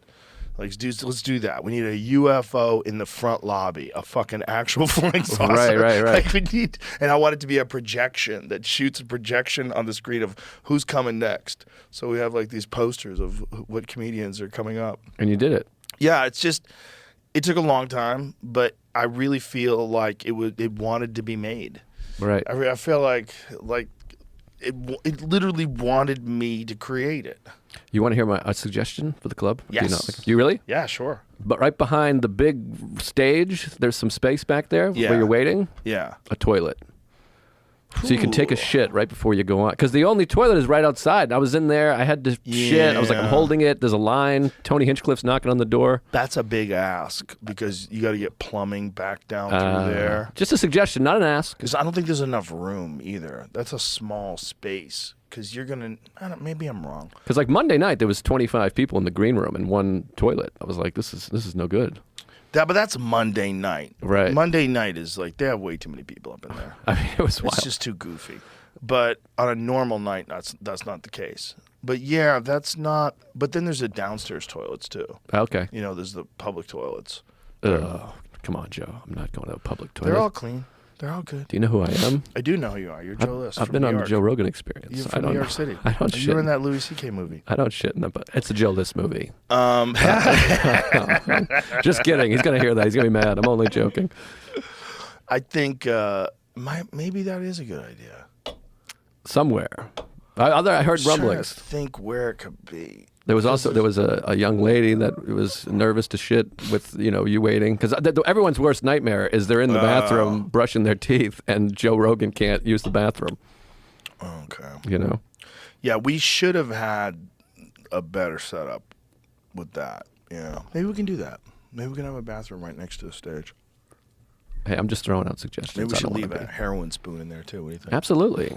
Let people Just symbolic for Stevie. let it happen. Yeah, he was a big Yeah. heroin guy, but he cleaned Allegedly. up. He yeah, cleaned I up. believe he did, right? Yeah, Did he cleaned up, and I think his you can find his AA speaks on or speeches, qualificate, whatever you call it, on YouTube. Heroin and music, boy. How many fucking amazing musicians were heroin users? Isn't it unbelievable? I tried to do this as a joke. It never worked, but I'm like, Keith Richards is playing, he's like soloing on heroin. Like I take a Tylenol PM and I can't read anymore. I'm like, I gotta lay down. I mean, it's unbelievable that these guys can shoot heroin and play guitars. Did he shoot it? Did Keith shoot it or did he snort it? Like, how did he do his heroin? I don't know. I don't know either. But name whoever else. I mean, I'm sure, Cobain, all those guys. I mean, so many guys. It's just, but I never did heroin. I don't know what it's like to be on heroin. But in my mind, I didn't do a lot of big drugs. I bumped into a friend of mine at Skankfest, and he was like, I'm on acid right now. And in my mind, acid, you're not like, oh, hey, it's Joe List. How you doing? I'd picture like, there's a fucking lizard walking at me. But I guess it's not really like that. Well, it depends on the dose. Right. You can get to like some serious reality dissolving doses. Sure. I think of acid as like you go in the woods Right. or you look at the Jefferson Airplane video or whatever, not Right. you're walking around a festival communicating with people. Yeah, you queue up Pink Floyd Right. and The Wizard of Oz. Yes. Yeah. Which is fun to do, by the way. It's crazy that it works. Roger Waters said it's total coincidence.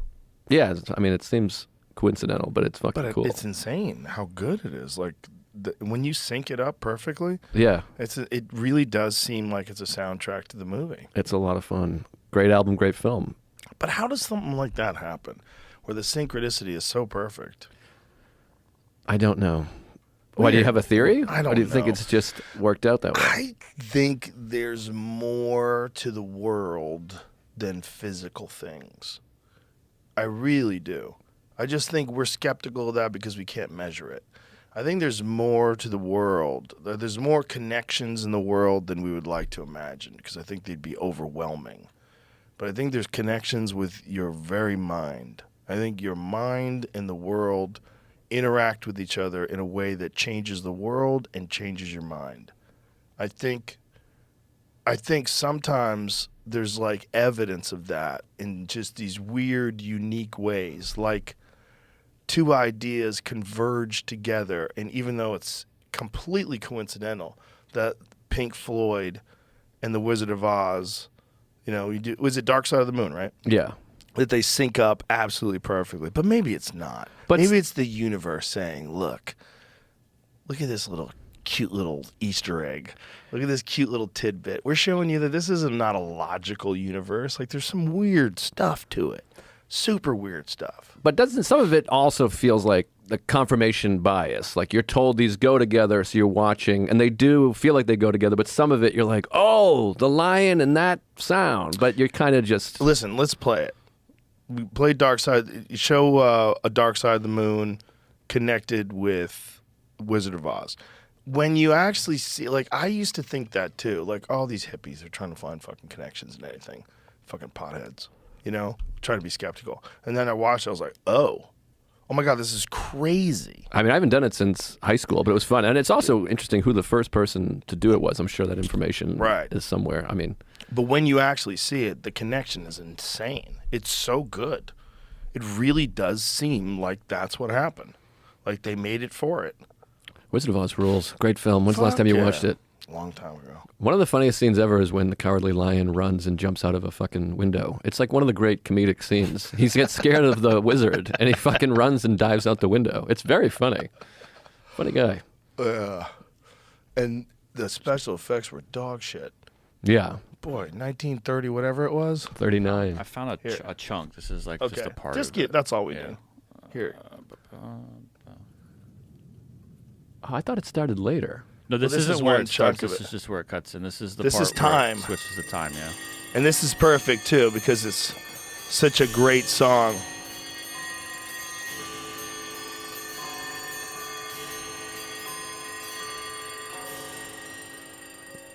I love that this is the TBS version. Look at the way the sound ends. The timing of it. Right? Right when she arrives at the gate, the loud bells stop. Right. And she's talking, and it's about to begin. She walks out, and the Yeah, music that's fun. hits. Dude, it's wild. And now you see the conflict, right? Turned her head at the exact moment. Yeah.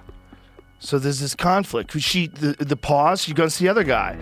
Another pause, she goes to the other lady. Right. I mean, it's timed perfect. Man, this song rules. This song fucking rules. Now watch this. As the buildup happens, like the tension increases in the scene, people are getting more frantic. Women wear gloves back then, bro. They're working it out.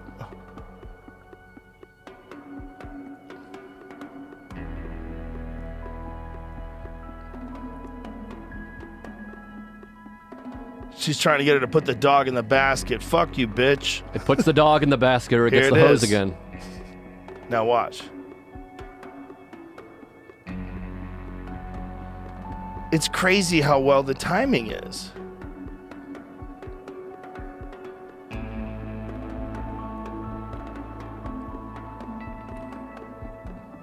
They're taking her little dog away, man.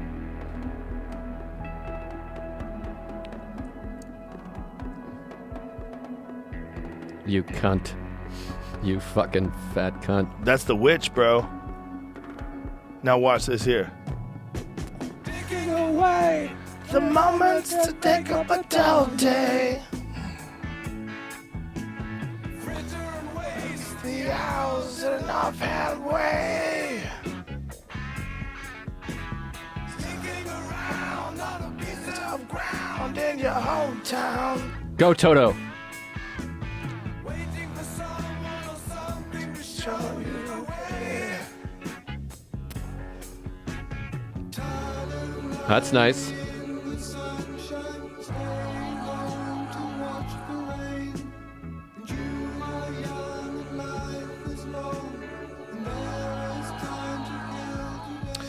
Listen, you can obviously say that it's coincidental in some parts, but goddamn, and that's just one piece. Mm-hmm. There's like through the whole movie, there's scenes like that. It's just like syncs up and syncs up and syncs up. It's fun. It's fun. And back before the internet, it was perfect because you could just say, "This is what it was." They did the music to the Wizard of Oz. Right. Yeah, it's fun. Wizard of Oz, don't you think it's the most referenced film ever? Like deep in our like kids know references they've never even seen the movie. Like you see someone on a bike, people go like, "Na, na, na, na, na." Like Your Little Dog too. There's No Place Like Home. There's so many references that just live in the psyche from a film that came out 100 years ago almost. Right. It's the most seen film in movie history, There you go. according to the Library of Congress. All right. I buy that. The movie's seen and heard. What's number 2? Let's try to think of it. The Barbie movie. I want to try to think. Maybe it's got to be like Snow White or some Bambi, something like that. Conan. Barbarian. Well, IMDb has a different list order. What's boy. that? Oh, what's IMDb's number I one was of all thinking time? like Titanic would have to have been up there. Oh yeah. Oh Titanic. yeah, it has to be. That What was about huge. Avatar? And then it has E.T. as number 2. Oh, yeah. wow. E.T.'s big. So Titanic's number 1? According to IMDb. But is that box office or just? It says Most watched. I typed viewed. in watched. So like I actually typed in most seen movie. I typed in the exact same thing it said, and it says most watched movies of all time. Is Titanic. Because it's different qualification. Because Wizard of Oz has been around for 80. It came out in 39, so you have all those people. But Wizard of Oz is great, and she was supposed to be like a 12-year-old. You know, they would like tying her tits down and everything. Jesus. Yeah, it's crazy. She was supposed to be 12, and they were taping her tits down, and evidently the little people were like, you know, harassing her and grabbing her pussy and stuff. Jesus Christ. Yeah, it's crazy stories. People were horrible back then. Yeah. Did you ever see Shirley Temple? Like any of the old Shirley Temple stuff? Just clips. I've never like sat and watched a Shirley Temple film. It's bizarre. Really, she was massive, right? Yeah, she's massive, but here's what's bizarre.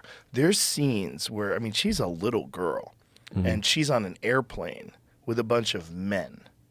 And these men can't stop looking at her. She's sitting on their laps. What is that? Was that the Good Ship Lollipop that she was singing? Yeah. Where do you see this?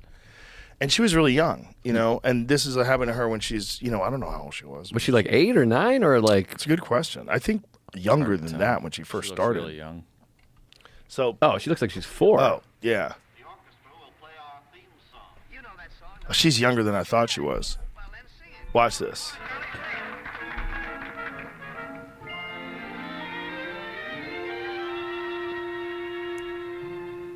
I've thrown away my toys, even my drum and trains.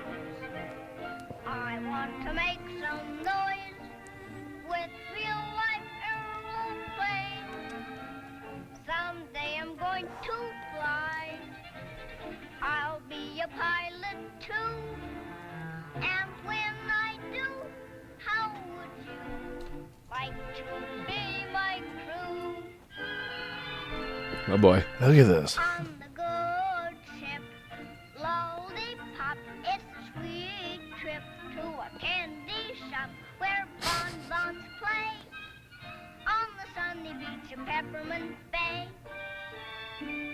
Lemonade stands How weird is this? everywhere. It's a little odd. Belly air, and there you are. Fast forward to the lap dance scene. Oh my God, I was joking. Yeah. That's fucking crazy. So hold on. And now they're all carrying her. Oh no. Oh Jesus. Oh, she's all coked up. That's what it's supposed to represent. Like, what was that they put on her nose? What was that? I don't know. They're giving her toys now.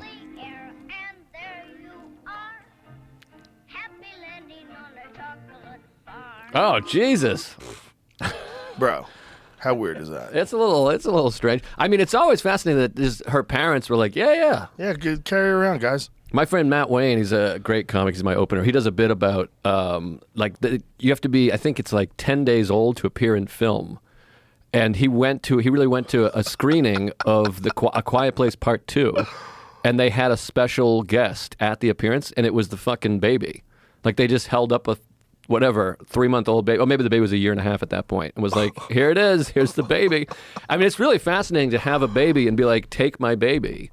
And he says, Jim from The Office, just take my baby. It's a great Weird. bit. That is weird. But it's really odd. These people Yeah. that are like, absolutely, just have Use a baby. my baby in the movie. Yeah, walk That's our around baby. with my That's baby. our Cheryl up there on that screen. It's fucking, When the aliens are eating the other folks. it's strange. I mean, I guess somebody has to do it. You got to have babies in film. Because remember they did American Sniper, and famously there was the fake baby. Yeah, you got busted with a fake baby. It was really bad. But People got mad.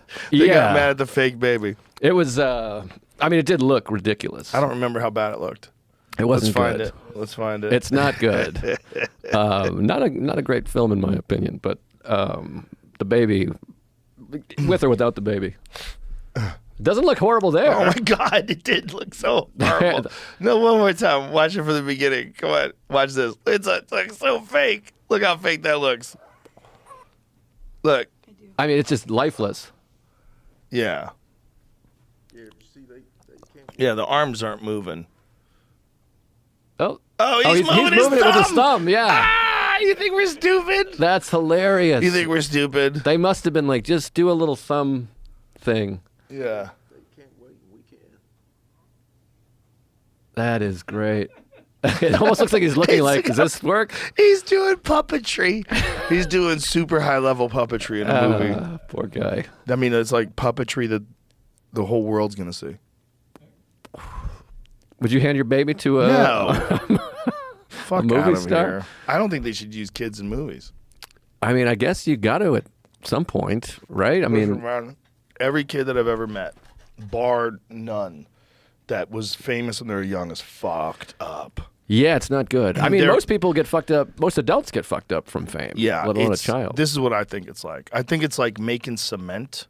See, when you make cement, you need to put the right amount of water, the right amount of grit, the right amount of all that stuff. You mix it all together.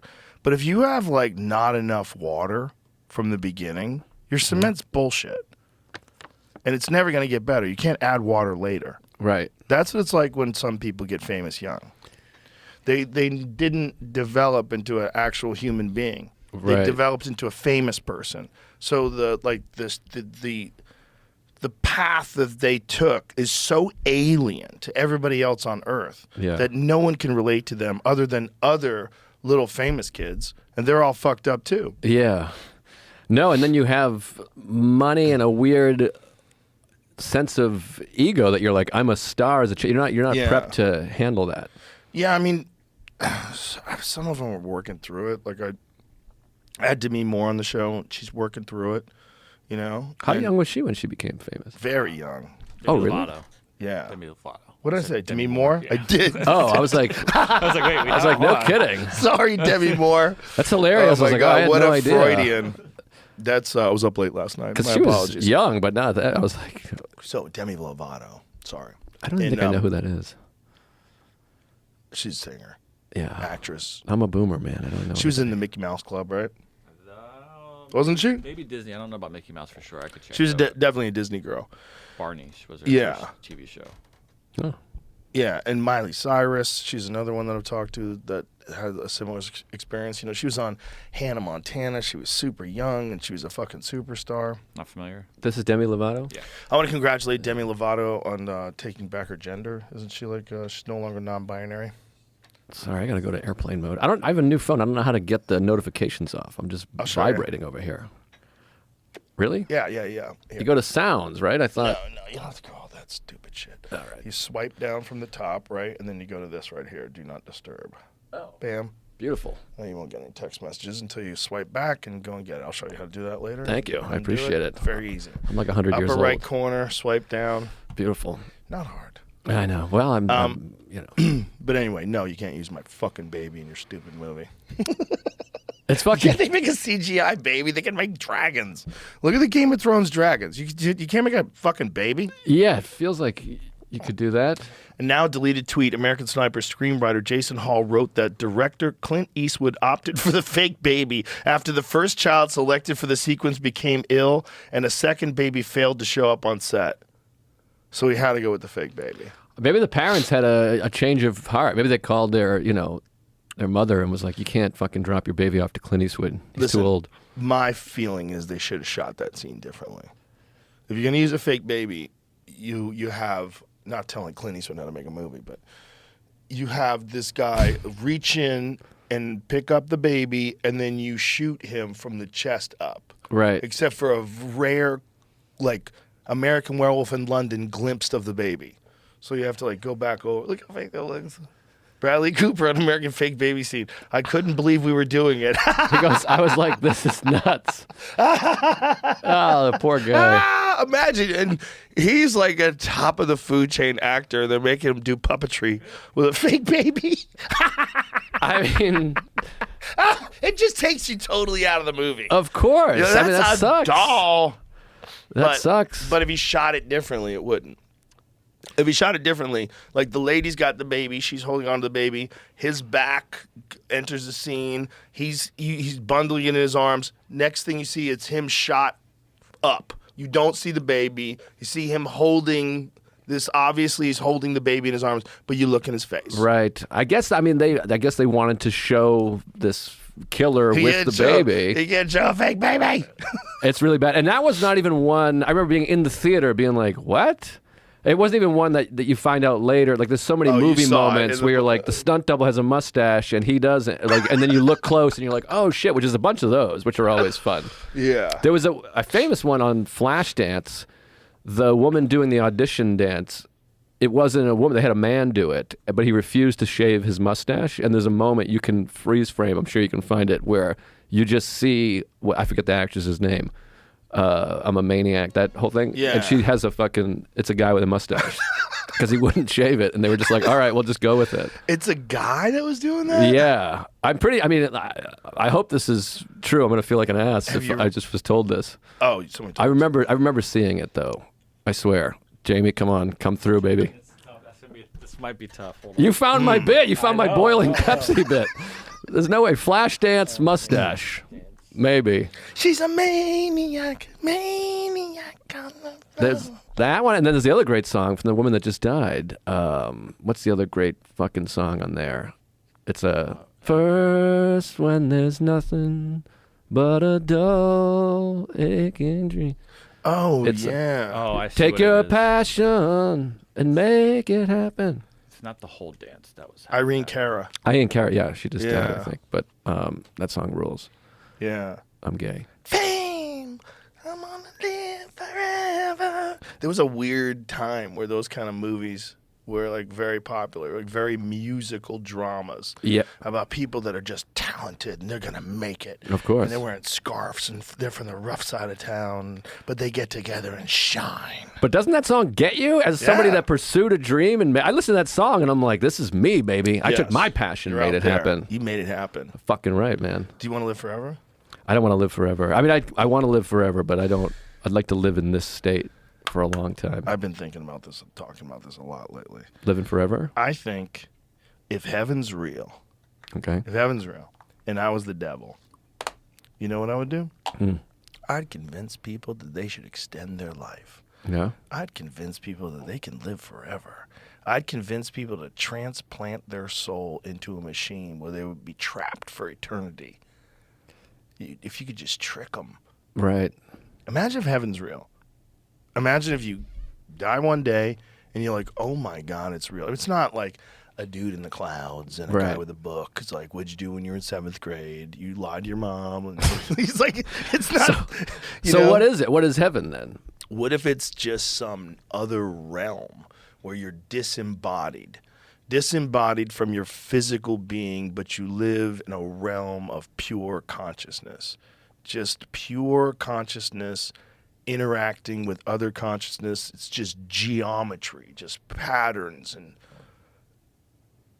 what if that's where you're supposed to be? That's great.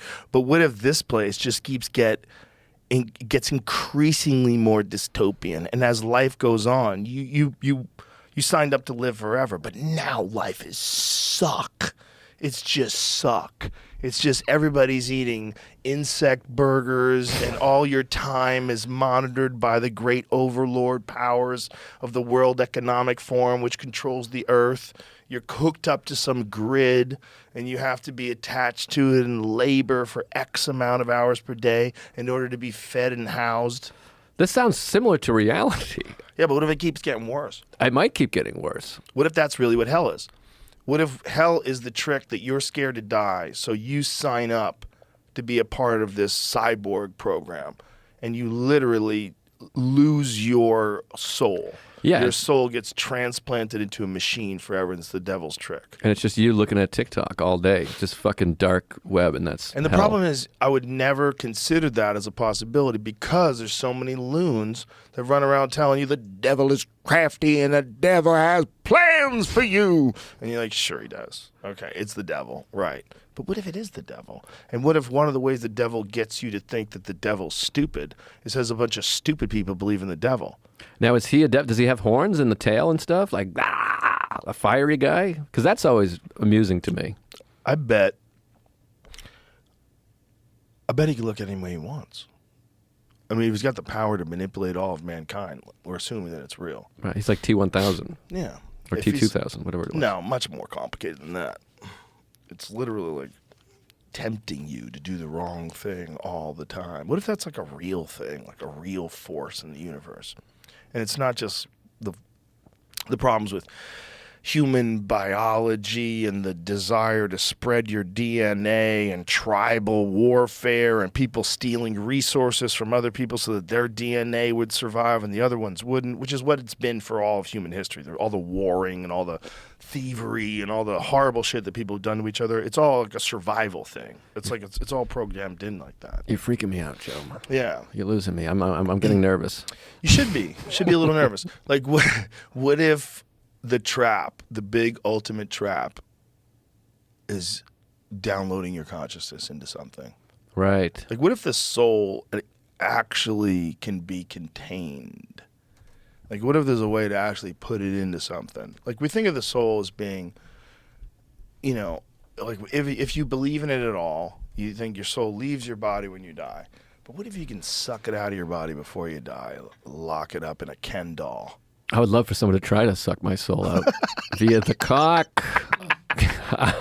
But what you described as consciousness and just interact with other Yeah. consciousness, that is reality, is it not?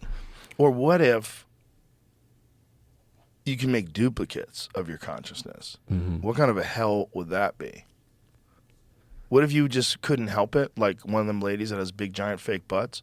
What if you just kept making more and more duplicate? Like, what if Donald Trump got a hold of the duplicates of your consciousness machine, and they said, Donald, do you know how well you would dominate the world if there was 1 million of you, all working together in sync?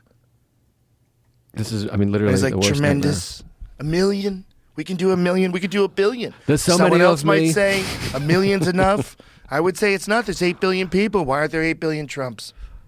And so you have 8 billion of you. You just keep if you have money, you just keep making duplicates of your consciousness and sending it out there. That'd be crazy.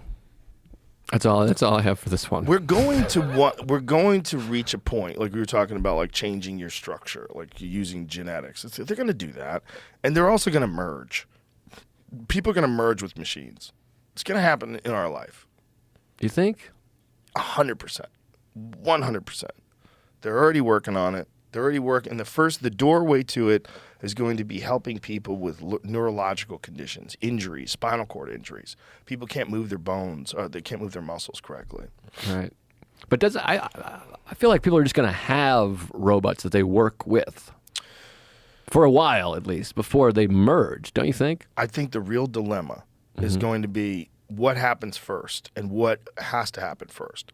So if artificial intelligence can now make its own decisions, and if artificial intelligence becomes sentient, means it becomes independent and then decides to make its own decisions and make a better version of itself, it's going to very quickly reach some godlike level. The only way we're going to survive is if we're merging with it. If we're still just fucking talking monkeys and we create this thing that's infinitely smarter than us and immediately puts a stop to all the shenanigans in the world, cuts off Pacific Ocean fishing, like engineers all the plastic removal, kills all the coal plants, redesigns nuclear power, gets rid of all the fucking solaring. Like this is put a fucking reactor here. Get out of here with your panels. You've got 85 football fields covered up with this ugly black square thing. Fuck out of here. What are you dummies doing? Oh, you got a wind farm? Great. What are you going to do with all these birds that get chewed up like they're flying into a fan? Pull that shit down. and then they'll redesign all of our irrigation systems. They'll redesign all the food, and then they go, "Why are we feeding these morons? Right. What are they doing? You feed them. What do? They just want to eat Doritos and drink soda pop and watch 90 Day Fiance. That's all they want to do. Well, that's the scary thing is they realize they don't need us. Someone used the metaphor of like cows. We eat cows and we wear them, so we have cows around. But if we had whatever you call it, 3D printers that just made meat and leather, we would probably be like, we don't need these cows anymore. They stink and their methane is fucking up the environment. Let's just get rid of them. That's AI. We're the cows. You know what the darkest conspiracy theory about aliens is? I don't know if I'm ready for it. That Earth is essentially a farm, and human beings are the vessels that contain souls, and they want us because this is how they create souls. And so they're farming us. They've created us. Mm-hmm. So we started off as primates, and through some sort of genetic intervention, I'm not saying I believe this. I'm just saying that this is like top of the food chain, put your tinfoil hat on super tight, that they farm us. And that the whole reason why human beings are involved in this conflict, constant conflict, it's all of it is to increase our competition with each other, increase our ability to control resources, which will increase our technology, which will ultimately lead to us creating this being that we're going to create, this artificially intelligent super god, which is going to happen. I don't even know what to say. I mean, that sounds crazy. I hope that's not the case. I got gigs. I think the gigs are going to be over. No, come on. What are you doing? You're bumming me out. Once we become cyborgs, comedy's not going to be what we do anymore. We're going to be flying. We're going to realize UFOs are around us all the time. No, we're going to be just fine. We're going to be just fine. Are you worried? Great. I'm a little. I'm always worried about the future. The unknown is terrifying. What about the election? Am I worried about the election? Yeah. Slightly. I mean, I've gotten much better at being like, I can't control any of this, and so I just take it a day at a time. But this could be. It's very AA of you. It is, yeah. I mean, I'm an AA guy. I mean, but that's also just a proper way to live. Yeah, Buddhist it's a smart way to live. Sort of thing. I can't control it, but yeah, it's going to be crazy. It also feels like Trump is going to win, doesn't it? More than it ever felt like it in 2016. Certainly. In 2016, it was like a joke to say that he was going to win. Yes. There was like 8 people that were like, yeah, you go on stage, you go, Trump's going to win, you pussies. And people would go, whoa. They would think you could play a character that said Trump was going to win. Right. You don't even know about the regular America. Well, I think he didn't even think he was going to win. Oh, I think he thought he was going to win. You do? Yeah. Oh, I thought I felt like he was like, oh, okay. Did you see the footage that was removed from what was it? Meet the Press? No. They removed 9 minutes of him denying the election.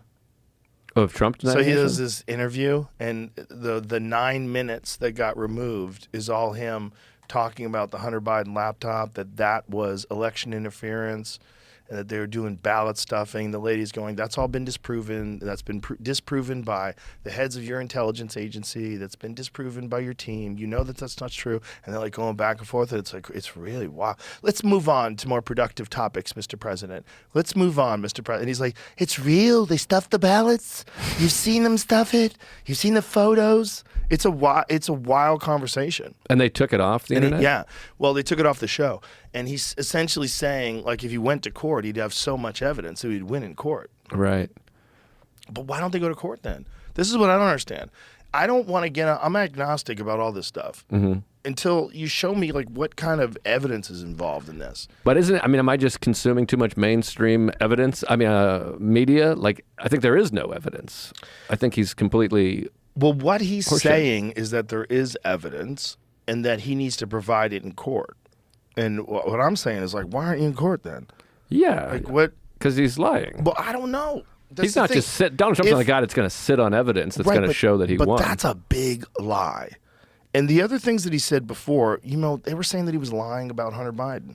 They were saying he was lying about the laptop. And then they got the 51 intelligence agencies to back up, the fact that it was disinformation. Like, he was right about that, though. He was right about the bribes. He was right about all that shit. Well, that's the tricky thing about lying so much is occasionally you're going to say correct things and people are going to be like, oh, wait.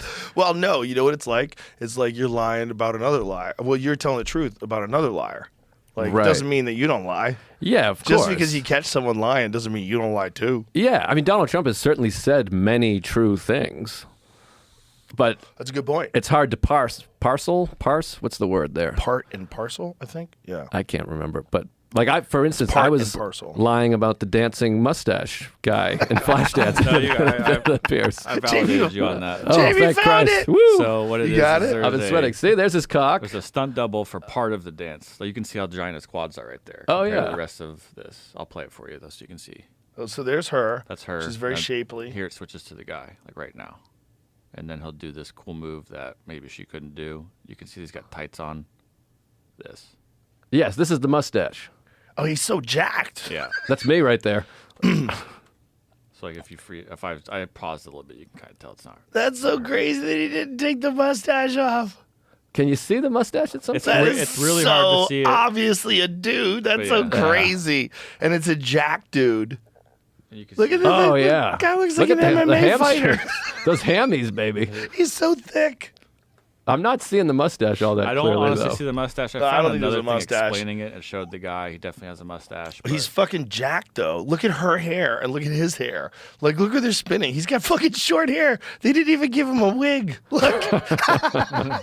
Damn it. The mustache thing is bothering me, though. I Well, swear there was a mustache It might be somewhere. like a Shane Gillis mustache. Right, like a one of those faint- ones you only see when you're right next to Yeah. him. You get close when you're in kissing there's him. a Yeah. clip I saw of like the director explaining this, and in that clip, they showed the guy, and he does have a mustache. I mean, you might just have seen Okay. that and remember All that. right. Yeah. There's mustache in there. Maybe that's somewhere. what it is. Maybe the guy grew a mustache later. You're not a liar.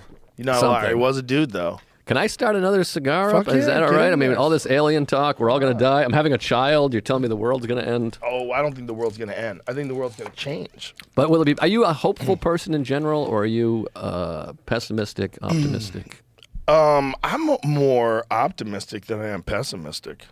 That's good. Yeah, I have faith in people. I think I think people need to somehow be confronted by the reality of the times that we're living in and how captured our ideas are, and just to be careful of what we're doing in terms of worldwide conflict, personal conflict, all conflict. I think we're just too embroiled in unnecessary conflict.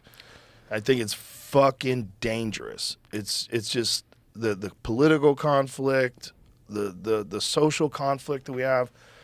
It gets in the way of all the great aspects of life. Of course.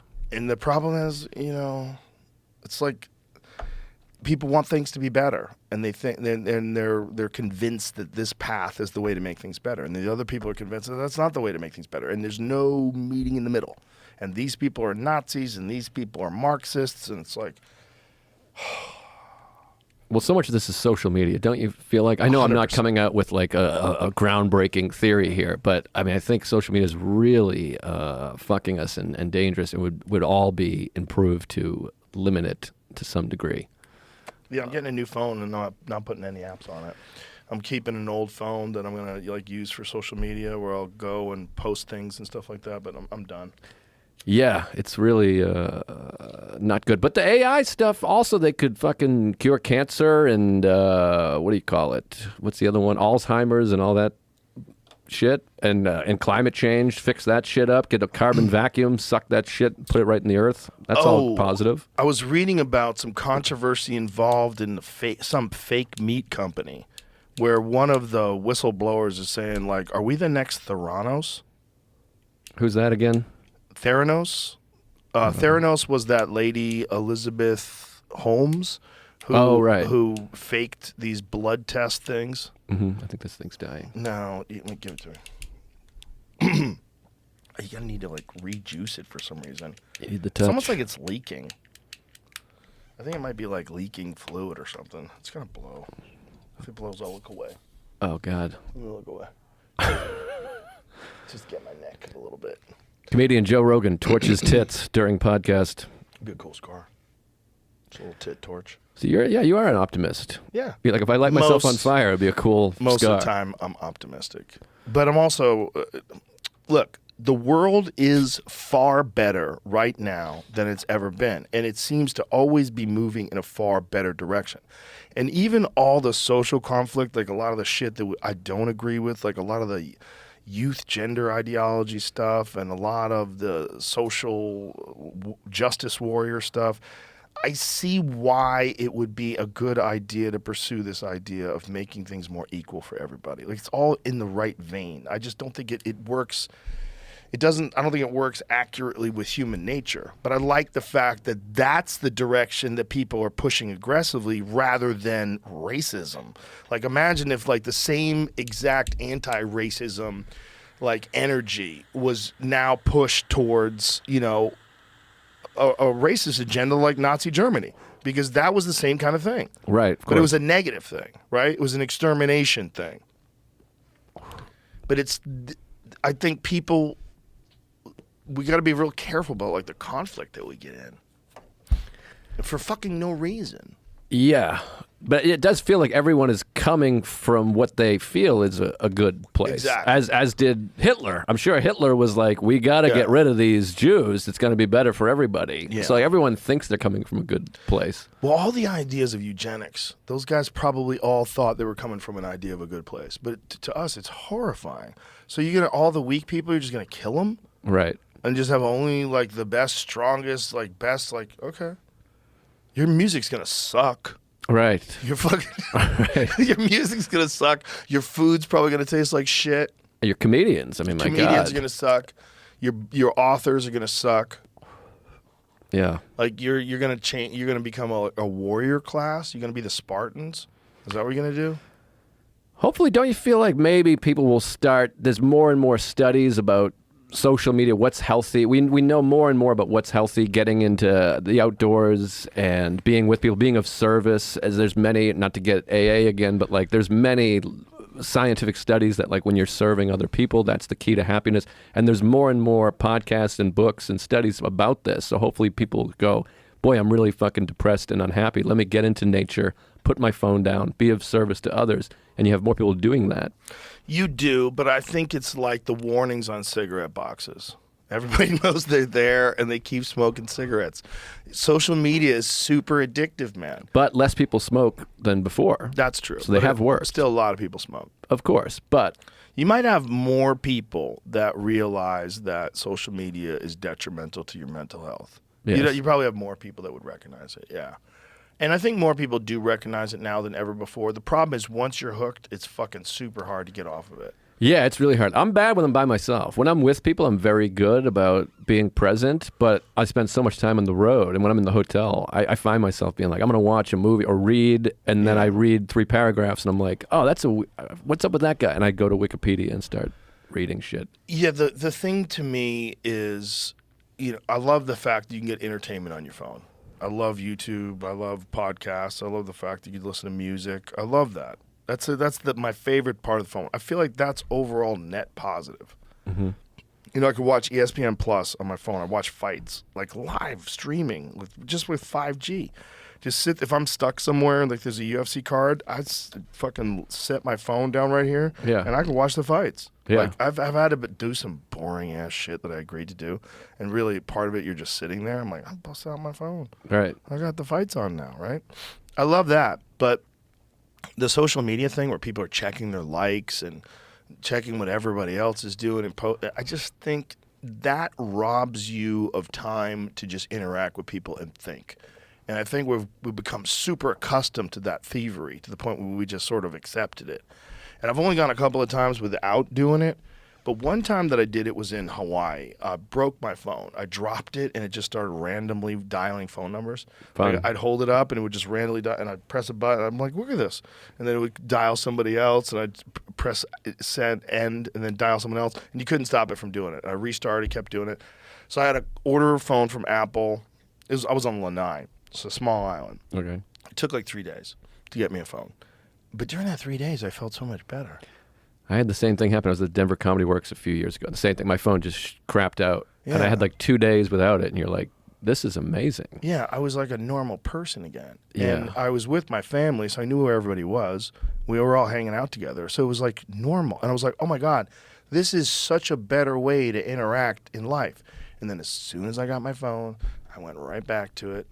Yeah, it's hard not to. I was just listening to a thing too. Some, I don't know, psychologist guy or someone was talking about boredom, like what you feel when you're bored. Like we need to feel that. And that evolutionarily was like, basically you'd be out hunting and then no animals were coming by. And so you felt boredom. And that was your brain, your body telling you like, hey, go do something else productive. Yeah. Go get berries Yeah. or go fucking sleep or whatever. Where Right. we need that to go, oh, you know what I should do is something else. But instead of feeling that, we just go straight to the phone. It's also one of the ways you come up with your best ideas. Right. You know, when you're just bored and thinking, and then you're stuck in a waiting room somewhere with no magazines, and then next thing you know, like I used to have some of my best ideas on airplanes, because I would be stuck on the airplane. I couldn't go anywhere. Yeah. And back when there was no Wi-Fi in airplanes, all I had was a notebook. Yeah, it was nice. The subway was like that in New York, too. Before, when Yeah. I first moved there, you would have a 45-minute ride home just with your thoughts. Same thing. Exactly. Yeah, and we missed that. For whatever reason, we didn't think that was valuable, because the entertainment that you get off of TikTok or Twitter or any of that stuff is so much better. Well, and now you also have the feeling that I can be productive all the time. And in reality, it makes you less productive. But you think I can work, which is one of the problems they talk about with people working from home now, is there's no more clocking in and clocking out. You wake up and you immediately start, so you end up working more. Maybe, or you fuck off a lot and Right. get caught jerking off. Right, I mean, that too. But There's a lot of pros and cons to working from home. The pros would all apply if you have discipline. You have discipline, like why do you need to be in an office if you have work that you can get done without other people? But don't we need the dopamines, the eye contact, the bumping into people? Sometimes you do, but it depends what you do, right? Like if you're an author, you want silence, right? Right. You don't have to be in a fucking office with a bunch of people if you're an author. You want to be able to sit alone and just think. You Sure. want to be able to sit alone and come up with ideas. But my father's been working from home. He fucking hates it. He misses being on the train and bumping into, and he's like an introverted guy, but going, hi, Sue, how do you do, or whatever. Right. We need those interactions. Dude, I hate to tell you this, I have to piss again. Piss again. I'm so sorry. Piss in my mouth. I don't care. I took a big IV bag today. I'll be right back. Hey, we're back. We're back. This is like a dream to me because I piss a lot. So Oh. every time you have to piss, I'm like, this is beautiful. Yeah, usually I'm pretty good. Usually I can hang in there for a few hours, but it gets hard when I do the IV. And also before I did the IV, I did the sauna. And when I go in the sauna, I drink a big fucking Hydro flask filled with water, like a 64 ounce. Right. I hit the steam today. I'm a big steam room guy. You like the steam? It's not. I like both. I'm all But steam. I prefer the sauna because I think it has more benefits because it gets hotter.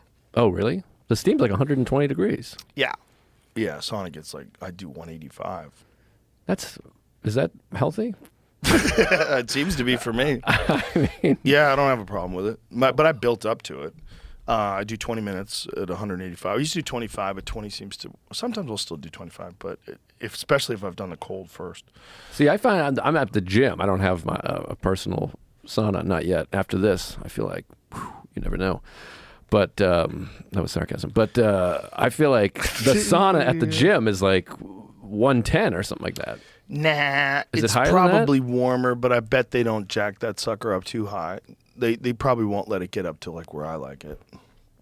Yeah, I love the steam. I love that. Yeah. 'Cause as soon as you get in there, you're fucking drenched and It's also just good to get your body reacts to that and it cools it off, and that's what produces these heat shock proteins. They're really good for inflammation.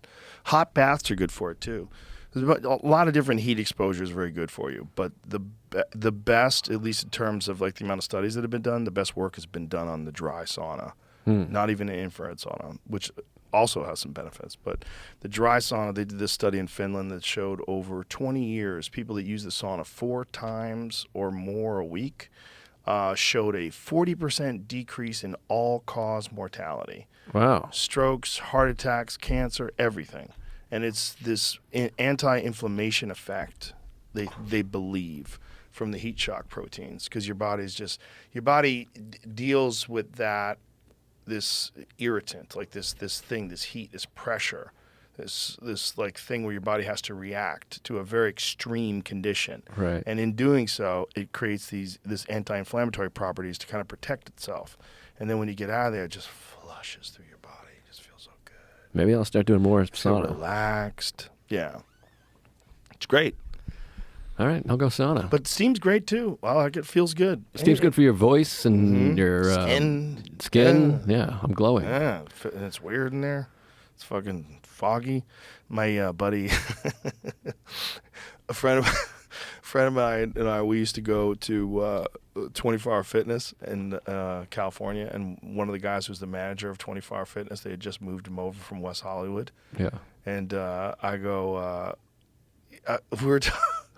we were talking. I go, what part of West Hollywood yet? He goes, the gayest part of West Hollywood. That's where 24 Hour Fitness is. He goes, it's basically it was a gay pickup gym. Right. And so they had to stop guys from fucking in the steam room, and like it kept happening. So they had to like literally like have a guy outside the steam room. I think making that sure the dudes didn't fuck in there. that's a big thing. I go to Equinox and it's the same thing. They call it, a gay friend of mine told me they call it the low self-esteem room because everyone's in there blowing and fucking each other. Imagine you're just a guy who goes in there to just get a steam, and two guys are sucking each other off. I mean, I do a bit about it. I mean, I'm not want to just do a bit here, but like, I feel that way. Like, I've never seen sex, and I wonder, I'm like, am I just like a fucking dork that they're like, oh, this guy's not cool? Like, everyone's put it away. Fucking this Yeah. idiot's here. You Maybe know? it's a special thing that only happens like one every 3 days. Well, maybe they have it's- like a Monday, Wednesday, Friday schedule. It might be at night too. But I go. I'm sure. I go every once in a while. I have like access to all the Equinox. And occasionally, I'll go to the one in Chelsea, and I think that's one of the big ones I've heard, but I haven't seen it. Is Equinox a 24-hour place? No, I think it closes at, I don't know, 11 or midnight or something.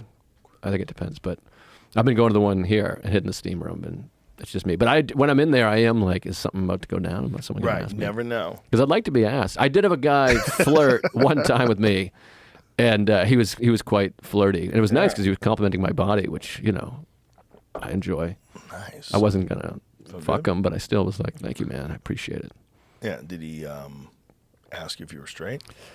No, he Didn't didn't get ask that me. He was far? just like, you have a nice little body. But I think a straight married Nice little man body. is the biggest get you can get. I think that's like, if you're a gay Right. guy, to Yeah. fuck a straight guy. It's like a is- trophy bass. That's huge. Yeah. It's like So, it's like a 15-pound bass. I mean, I was talking to being of service. I mean, that's the ultimate service. That is the ultimate service. I could give someone that gift. Yeah. If you really believe in inclusion and equity and helping out the LBGT community, suck that guy off. Well, my thing is, and again, this is in my act, and I don't want to be the guy that comes on and does his act, but the temperature is the deterrent. Like, I don't understand how you have sex in a 120-degree room. That is a little too toasty for my... I like a thermostat at like 68. It can be done. It depends on how horny you are. I mean, I'm not denying it can be done. I But just imagine wouldn't- if you haven't had sex in weeks, and then all of a sudden you're alone with your lady friend, with your wife in a fucking sauna, and she just moves that towel to the side. Yeah. And you were about to black out, but you power through. I would enjoy that, yeah. I mean, I do occasionally do squats. And I feel like if you can do squats, you can fuck. Yeah, I'll maybe do you squats just in the would. steam room. Maybe just open the door of the sauna. Like, okay, we could do this, but let's let a little air in. Let the steam out. Well, just let a little air in. Let the steam out and the cream in. Hello, folks. Hey, Well, hi. hey. How you doing? When did the term cream pie come around? I don't know. Because you can just say that. You say cream pie, and everybody knows what you're talking about. Yeah, all those terms. I don't know. Somebody, it's a fascinating thing. Somebody started all those terms. Somebody was like, we're Yeah. calling it this. And those are the ultimate viral things. Yeah, I mean, that's viral before viral. Oh, There's we can actually answer. a Wikipedia about this. there is. Yeah. A Wikipedia? Wikipedia. A cream pie Wikipedia? Oh, shit. Pull it up. Meanwhile, they locked down Andrew Huberman's. Oh, I Look, can't believe the picture, oh my sorry. God, there's a picture I don't have that on screen. What? with the vagina and jizz coming out of the vagina on Wikipedia. That's beautiful. Cream pie, known his as doggy an style. internal ejaculation in typically same-sex context as a breeding, is a sexual act commonly featured in hardcore pornography in which a man ejaculates inside his partner's vagina or anus without the use of a condom, resulting in visible seeping or dripping of the semen from the orifice. And they show you a photo for an example. Like pornography on Wikipedia. Who fucking would have imagined? And they have a description of what the photo is: semen flowing out of a woman's vagina after Look at sexual this. activity. Internal ejaculation shots are a comparatively recent development. Like it's a feature in the new technology. Comparatively recent development in pornography. They are not found in early pornographic films. The use of the word cream pie to describe such scenes originated in U.S. pornography in the early 2000s and is found in usage as early as the beginning of 1999. You're going to party like it's 1999. You're fucking right. In straight pornography, sexual activity is often followed by a facial, a pearl necklace, or other visible ejaculation. Cream pie seems to depart from heterosexual pornographic convention in favor of a depiction that more closely mimics sexual activity as performed in ordinary life. They have been called the counter image of facials. Like, fuck, there's like fucking a wild theory. description of it. There's porn theory.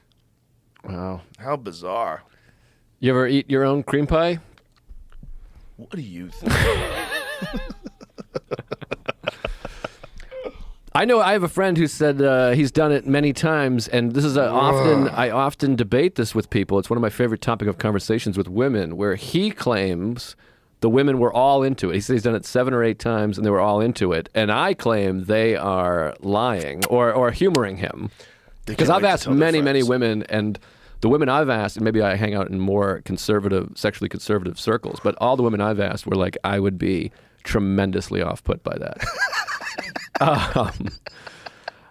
Yeah, that seems super unusual that a dude just goes down there and munches on his own jizz. Yeah, and don't you find, I mean, I'm not interested in eating jizz particularly, but don't you feel like right after you come, I have never felt less sexual. That's what's crazy to me, is that after you come, you're still interested in like doing something fucking naughty. Maybe it's a coke thing. Or Maybe. a meth thing. Or an Adderall thing. You know what I'm saying? Like a speedy thing. Because that's one of the things that my friend used to tell me when... James going to throw up over there. I had a friend that smoked crack, and when he smoked crack, he would just always want to jerk off and fuck. Mm-hmm. I was like, really? He goes, yeah, you're always just trying to jerk off. Even if you're not horny, you just keep going. It's weird. Yeah, it's funny. When I was on Tom's podcast, he was talking about... We're losing Jamie over I there. just read the end of the article. Last paragraph. Internal ejaculations followed by images of semen dripping from the anus are sometimes depicted in bareback gay pornography, where they are referred to by the term breeding or reverse money shot. Breeding is sometimes followed by felching, in which involves sucking the semen from the partner's anus. Mm-hmm. Holla at Chaboy. So your friend likes to felch. He's a felcher. What, that's from the anus, though? Well, I think it's from the butt. It's felching. Yeah, I don't think he was technically not felching. felching. I think he was like titting or whatever. It was off the tits, which is... Oh, that's even grosser. yeah. Oh, that's even more disgusting. No, that's less gross than out of the asshole. I guess. Yeah. It's all gross. Yeah, because cum is better than cum and shit. Yeah, I guess, but you're just licking cum off tits and she's watching you, and that's weird. Yeah. That's Well, a weird thing. What do you got? Different strokes for different folks, you know? Yeah, definitely. I mean, you're not hurting anybody. No, but I do. Don't you think these women are being kind by being like, oh, I like that? It depends on the kind of women. I mean, he might be dating like crazy, tattooed up, fucking psychos. Well, I'm sure Like, there's who women knows? that are like, please do this Yeah. for me. Eat that jizz off my tits, baby. Now, what if your wife was like, Joe, I would really appreciate it. I'm into this. Please. This is what I need. This is my bucket list. Would you think about it? What do you think? I think no, but I like to pose questions. You know? No, get the fuck out. That's a crazy. You'd have to be negotiating. Like, what do I get out of this? Right. What do I get to do if I do that? Or what do you do if I do that? Right. And I don't need any of that. Is there, I'm yeah, not is there, interested. Is there any? Yeah. Is there an answer to that? No, there's no answer that would fucking fit. I mean, that's the question, right? How much would you have to pay to eat your own jizz? Or how much would you have to get paid to eat your own jizz? Like if someone says, would you eat your own jizz? You're like, no. Would you eat your own jizz for $2 billion? Yes. 100%. Yeah. Because it wouldn't take that long. No, it's fine. I mean, it's like Fear Factor. I mean, it's kind of like a just, you know, squeeze your nose. Can I have a Pepsi with me? Anybody that says they would never eat jizz, I would never eat my own jizz. Not even for $2 billion? Not even for $2 billion. Well, then you're an idiot. Because what do you like working? You I'd like do it for, doing like- something you don't want to do? I'd do it for $800. I mean, If you, yeah, that's $800 you didn't have. And how long is it going to take you? If you do it quick and just fucking put your nose to the grindstone, you could probably lick that jizz up in a minute. Sure. One minute of suffering for $800 a minute. less than a minute. I mean, I Not feel like. much, though. Oh, Not is this that going to much. be like a glass of jizz video? That was Fear Factor. Oh. Yeah, dude, I'm literally one of the only people that got fired from a job in Hollywood because people had to drink jizz. You That's guys what drank canceled. jizz? Yeah, Oh, usually it's horse jizz. in Hollywood, that's how you get a job. And this is, I got fired because people had to drink Donkey Kong. I encouraged them, Oh my god. guys and girls. Now, would you rather eat donkey cum or your own cum? My own. I know what I'm eating. Donkeys are probably fucking filled up with antibiotics and crazy medications. to Yeah. make them grow quicker or something. Who knows what the fuck they're giving those donkeys? Yeah. Monsanto corn. Your own cum is less weird than someone else's.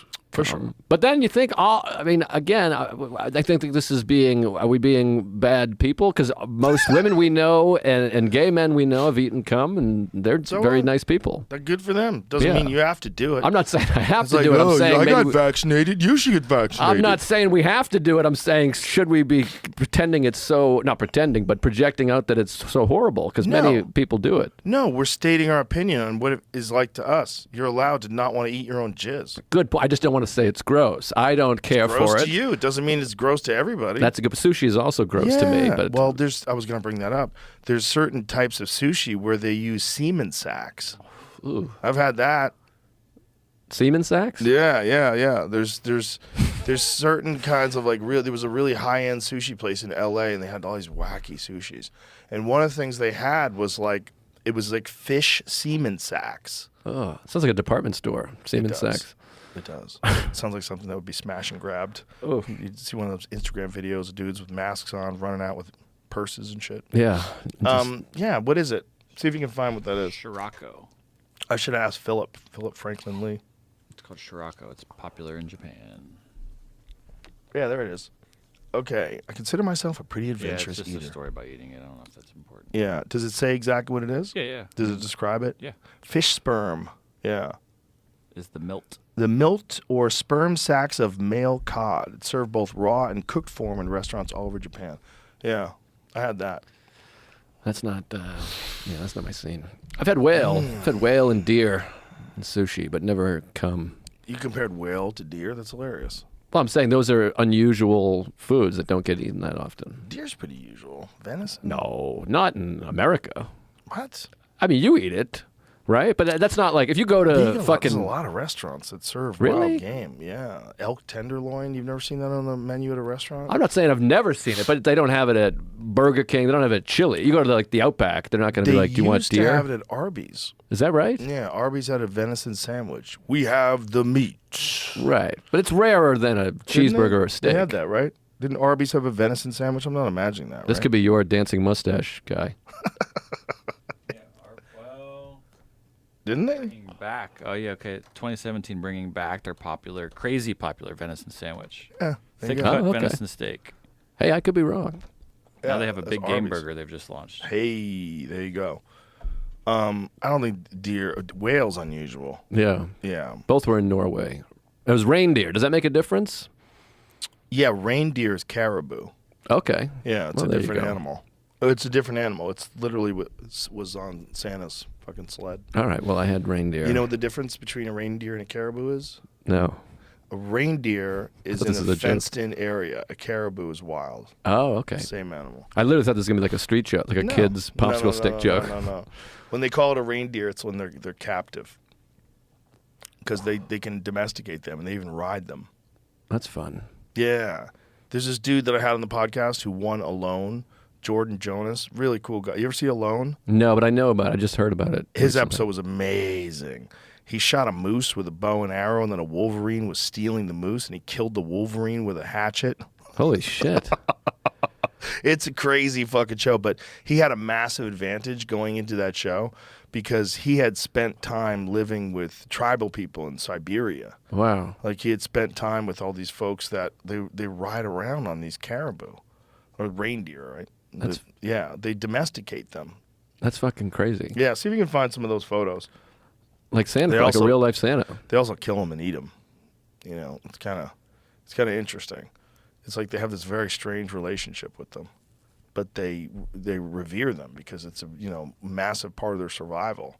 But they've managed to domesticate a deer species, which I don't think there's other deer species that are domesticated like that to the point where you can ride them. It says reindeer are the only deer species to be wildly domesticated. Ah, there you go. Are there wild horses still? Like, do you go to Yes. places there's horses just fucking running around? Oh yeah, yeah. See, look at these people riding fucking caribous. No Isn't shit. that crazy? Hell yeah. So that's that's not even like a bred down, like a husky used to be a wolf. That's an actual caribou, and that's a big one.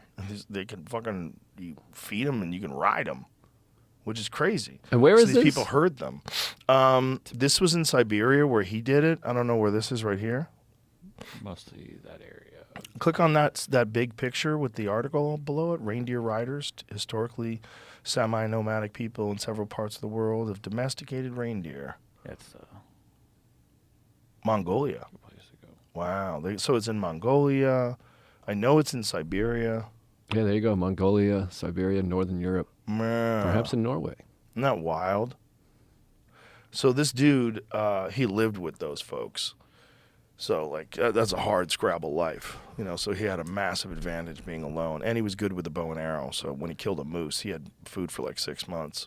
So that's different than this Naked and Afraid also. Is that a similar? That show's more exploitative. This is Okay. people with actual skills in survival, and they give them a limited number of tools.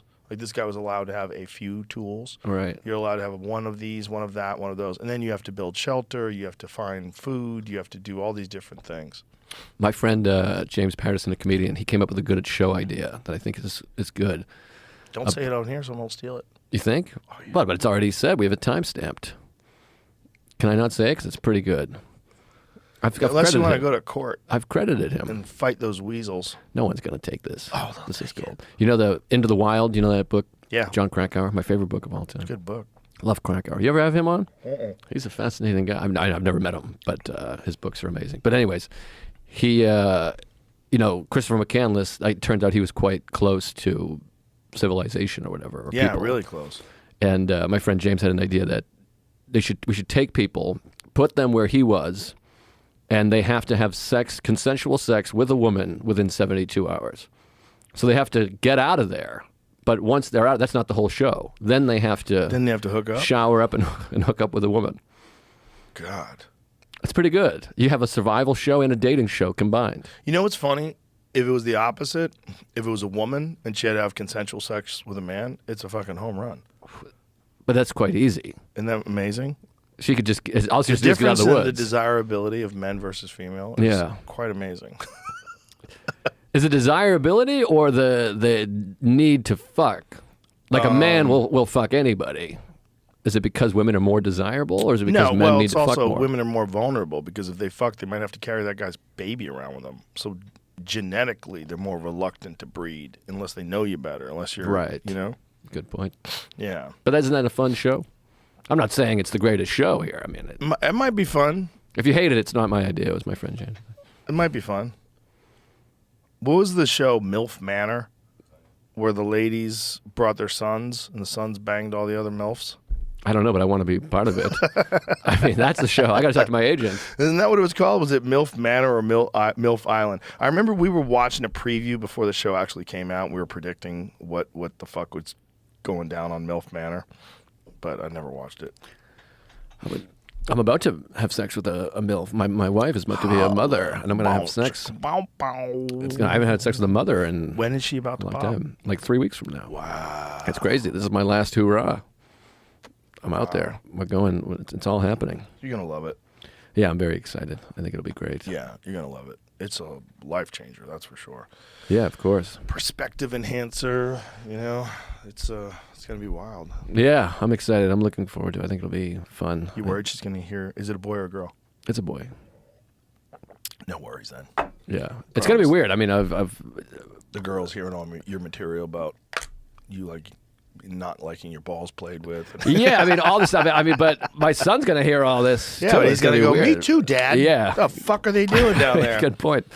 It is nice, but yeah, it's crazy how many. It's weird to think of my father if there was like 4,000 hours of my dad just talking about women he's fucked and what he likes sex and eating cum. Like, yeah.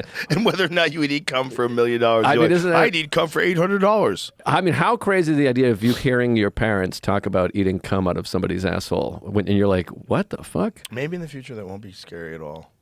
I guess not, but it's wacky. It is wacky. And also that your son is going to be like, this is how you made a living? And you're like, yeah, pretty good one. They might be about like, cum. wow, I don't want to work either. Do you think that it would be as easy to grow up in a loving household and be a funny comedian, though? I think it's probably doable. I'm sure there are people. I mean, I feel like, Ted Alexander, that comedian?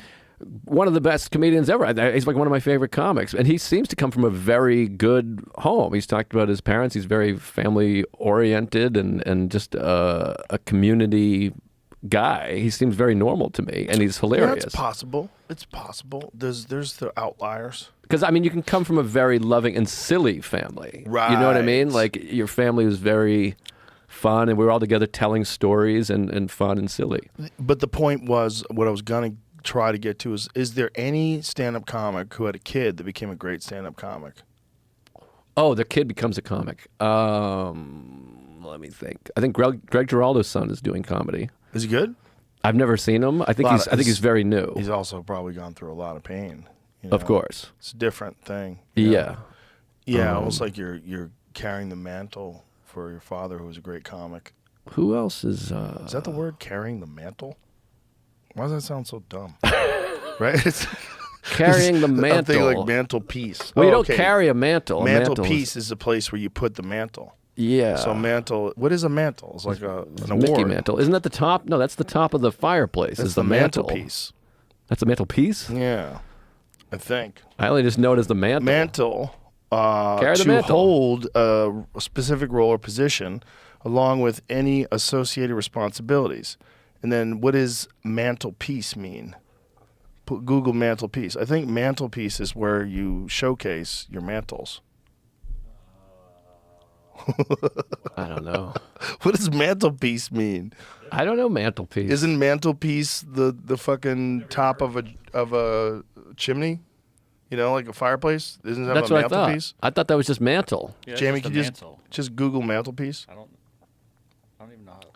Right? You know how to spell. What are you playing dumb? Mantelpiece. Yeah, so that's what it is. So a mantelpiece is a structure, wood, marble, or stone above or around the fireplace. You guys are acting like I'm crazy. I've never But heard I it called think a they mantle shortened in my it. entire life. Just trust me and Google it next time instead of like undermining my confidence. I was terrified that you were I going was to be more right. like, I'm not sure if I'm supposed to be spelling peace the way I think to spell it, if it's 2 words, if it's So still- complicated, Jamie. How'd you get through it?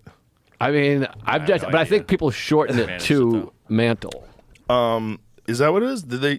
Put When it on you the grew mantle. up, was it mantle? I've never heard anyone call mantelpiece. I've never even heard that in my life. Well, maybe it's because I did construction a lot as a kid, but it was always mantelpiece. I don't know. I never heard mantelpiece either. But I'm not, I'm not fighting you on it. Obviously, it's a thing. Wood burning stove or wood burning fireplaces in the house. They're fucking amazing, right? Yeah, my parents have one. It's One delightful. of the worst contributors to pollution. One of the worst. If you're in a neighborhood and everyone has a burning fire of wood in their fucking house, Yeah. it's just smoke everywhere. It's like the town has a brush fire. But I mean, it can't be worse than a 747 flying across course the it's neighborhood. worse. Really? Oh yeah, it's worse. Oh yeah, yeah. Forest fires. You remember those forest fires in Canada? You remember how bad New York was? Yeah. I was there. That's real bad for you. Sure. Real bad. That's smoke. Right. Burning wood smoke.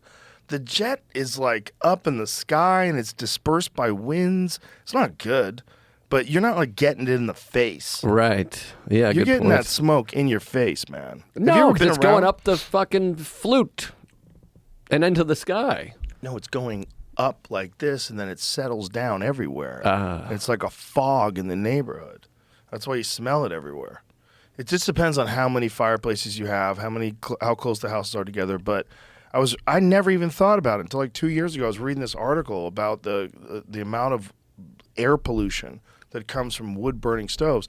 And I think it was California that outlawed wood-burning stoves. I don't think you could, or wood-burning fireplaces, rather. I don't think you could build a new house with a wood-burning fireplace anymore in California. Now, what about campfires? Those must be horrible, too, Terrible. right? No Terrible. kidding. Terrible.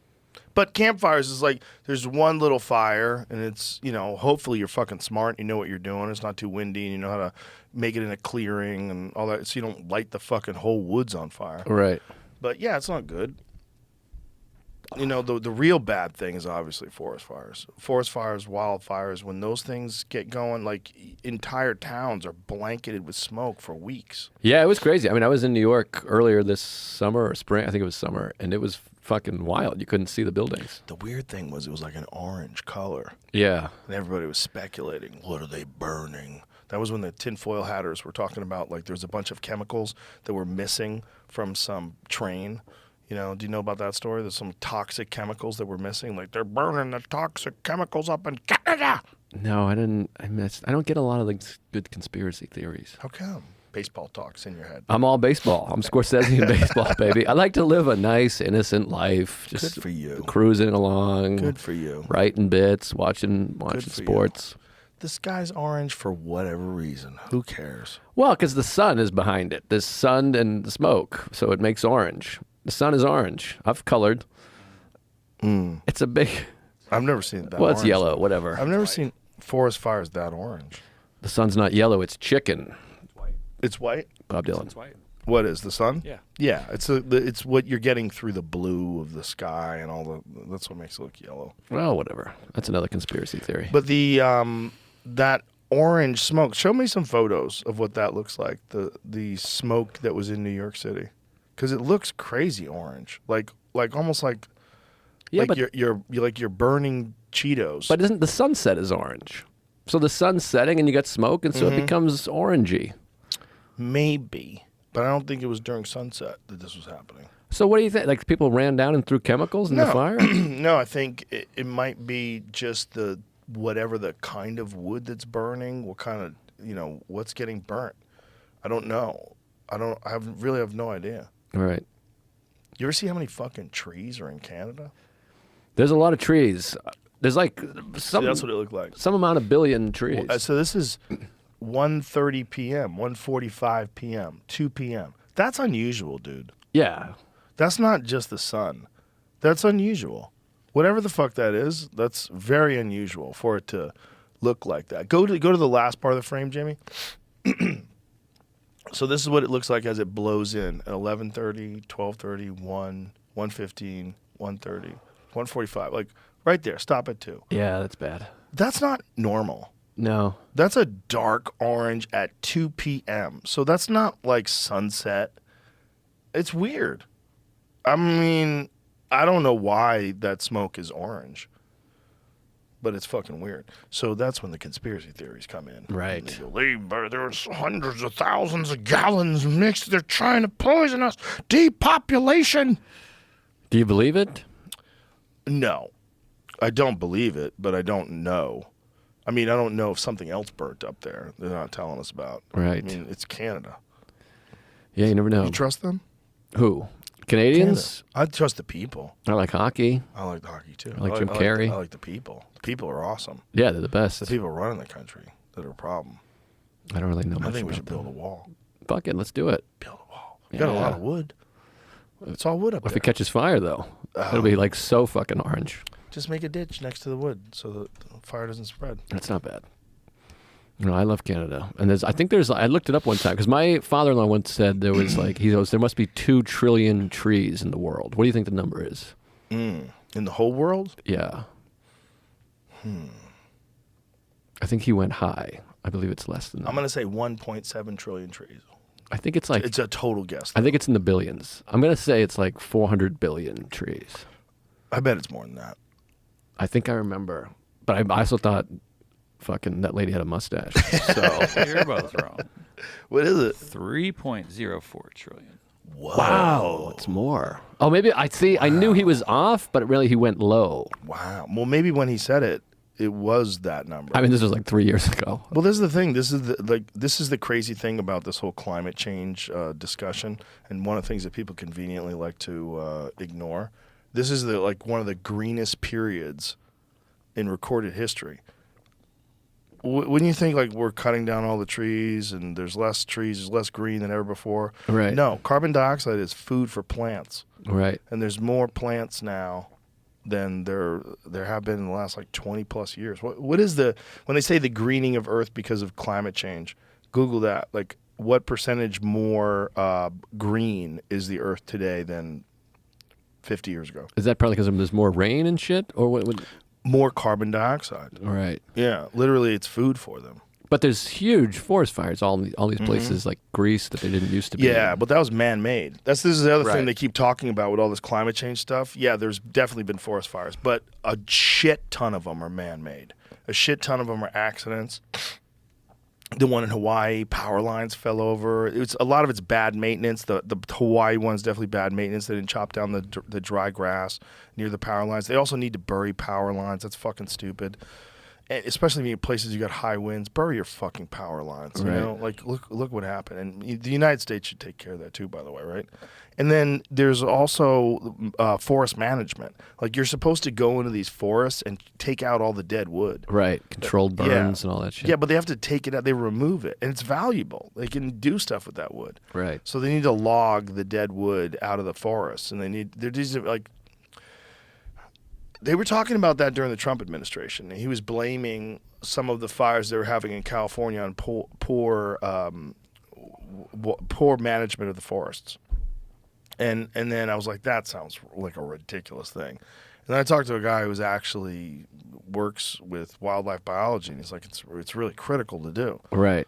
Like, that's why they do control burns. That's why they do get rid of, dead wood. Like, if you don't do it, and then you have something comes in like the bark beetle, and it kills like a giant percentage of the trees. Carbon dioxide fertilization greening Earth, study finds. From a quarter to half of Earth's vegetated lands have showed significant greening over the last 35 years, largely due to the rising levels of atmospheric carbon dioxide, according to a new study published in the Journal of Nature Climate Change in April of 25. April 25th, rather. International team of 32 authors in 24 institutions in 8 countries led the effort, which involved using satellite data from NASA's moderate resolution imaging spectrometer. Ooh, that sounds cool. And the National Oceanic and Atmospheric Administration's advanced very high resolution radiometer instruments to help determine the leaf area index, or amount of leaf cover over the planet's vegetated regions. The greening represents an increase in leaves on plants and trees equivalent in an area to 2 times the continental United States. Great. Yeah. They don't say that, because if they say that, then people go, well, wait, isn't that better? Isn't that good? Shut up. Climate change is bad, and you need to go electric. Are you not scared of climate change and all the high temperatures and all that shit, and the storms and the fires and all that business? I'm always concerned about weather because it's unpredictable. Right. And the thing about climate change is there's for sure humans are affecting it. To deny that seems crazy. We're fucking burning fossil fuels. But also, it's never been stable, like ever in history. Right. In the history of the Earth, it's always done this crazy shit. And there's been massive ice ages where we weren't burning nothing. And then there's been like the dinosaur times where it was way fucking hotter. And there's been times on Earth where there was no ice in the polar caps. And there's been times on Earth where there's way more. And half of North America was covered at over a mile of ice. Right. So we'll be all right. My kid will I'm be fine. scared of ice ages, dude. No, we'll be fine. Yeah, maybe. But that's the thing to be scared of. Really? Yeah, yeah. I feel like I hear a lot more concerned scientists about, heat than Yeah. ice. Right, because that's the subject du jour. That's the thing you worry about more than terrorism. Right, but this isn't, I'm not talking like NBC. I'm talking like NASA, fucking Stephen Hawking. I know he's dead, but, I don't these think he people. was on the climate change thing. He was. He was paying attention much more to the whole universe, I think. But he was worried about it. I Was think he? I heard him mention it Well, somewhere. Or I it didn't hear is him, but you know what I mean? a I read it. concern. Like, if the Earth gets warmer, it is a concern. But if the Earth gets cooler, that's a concern too. Sure. It's just like life on Earth is like insanely unpredictable, you know. And they definitely need to figure out what kind of effect we're having on it, but they need to be like completely honest about what they know and what the data shows and what the problem is and how to fix it. Right. For sure, there's a pollution problem. For sure, like the fact that we ignore what we're doing to the ocean is crazy. Yeah, that's what I always thought. It's like, even if you're like not concerned with climate change, it's like, well, aren't you interested in making the air cleaner and the water? I mean, shouldn't we have a cleaner place to live? 100%. That should be everybody's concern, like to eliminate pollution. But yeah, my buddy lives in Seattle, and there was at one point they have this huge park. I have many huge parks there, but there was one park in particular, Lincoln Park, and they were gonna cut down like 80 trees, and all these environmentalist people were going crazy and they're like, stop it, and they were chaining themselves, and they were like, no, we're forest people. We need to get rid of these for whatever reason that's beyond me. But they were like, there's 7,000 trees in this park. We're getting rid of 80 because they're whatever problematic. I don't know the science behind it. They're like, we're not building a parking lot. We're not just chopping down and building a skyscraper. Like, we know what we're doing. Meanwhile, these idiots are gluing their hands to monkey bars. Yeah. Although the guys at the U.S. Open, he glued his feet. Did you see that guy? You see the guy who did it on a Formula One track? No. He glued his hand to the ground, to the track to stop the race. And they just ripped his hand off the fucking concrete. They couldn't do it. And then this guy just grabs him and rips his hand off. And you see the guy like, it's like a Home Alone fucking seen trick. it? No, I haven't seen it. But it's like we were talking about earlier. It is people that think they're doing the right thing, but they're really just losing people from the cause. Because Right. you're like, well, why are you interrupting my fucking tennis match? It makes me want to go spray fucking hair, let my car run all night. Well, they're just people that this is their quest. You know, this is the thing that gives them value. This is the Right. thing that makes them feel like they're useful in the world. Right. To run out onto the tennis court and stop the match because we've got a climate change. Yeah. They're just crazy people, man, and they're co-opted by this movement. It was also funny because the U.S. Open is like 80% of people take the 7 train there. It's actually Yeah. quite a green event. Yeah, and all the people that are green activists flew there in a private jet. Right, right. It's all bonkers. But they think they're helping. Yeah, they asked Bill Gates about that. I think the overall good that I do is okay that I drive a private jet. Right. The overall good that I do for climate change. You're very good at impressions and voices. You don't get enough credit. Bah. You had a good Trump earlier. You did some other with a British voice. They're just half decent. I can only do a few voices legitimately. I don't have a good range. I can do Yoda. Yoda, help you I can. Whoa! I can do that one. Holy shit! You're just sitting on this talent. Yeah, that one's easy. And Miss Piggy, if you can do Yoda, you can do Miss Piggy. Similar. Yeah. Frank Oz. Kermit the Frog. This is very impressive. You got a Chewbacca? Kermit. I mean, this is unbelievable. This is Chewbacca's an easy one though. Chewbacca was the most preposterous creature in all of Star Wars. Because here you got this giant monkey thing with fur covering over his dick.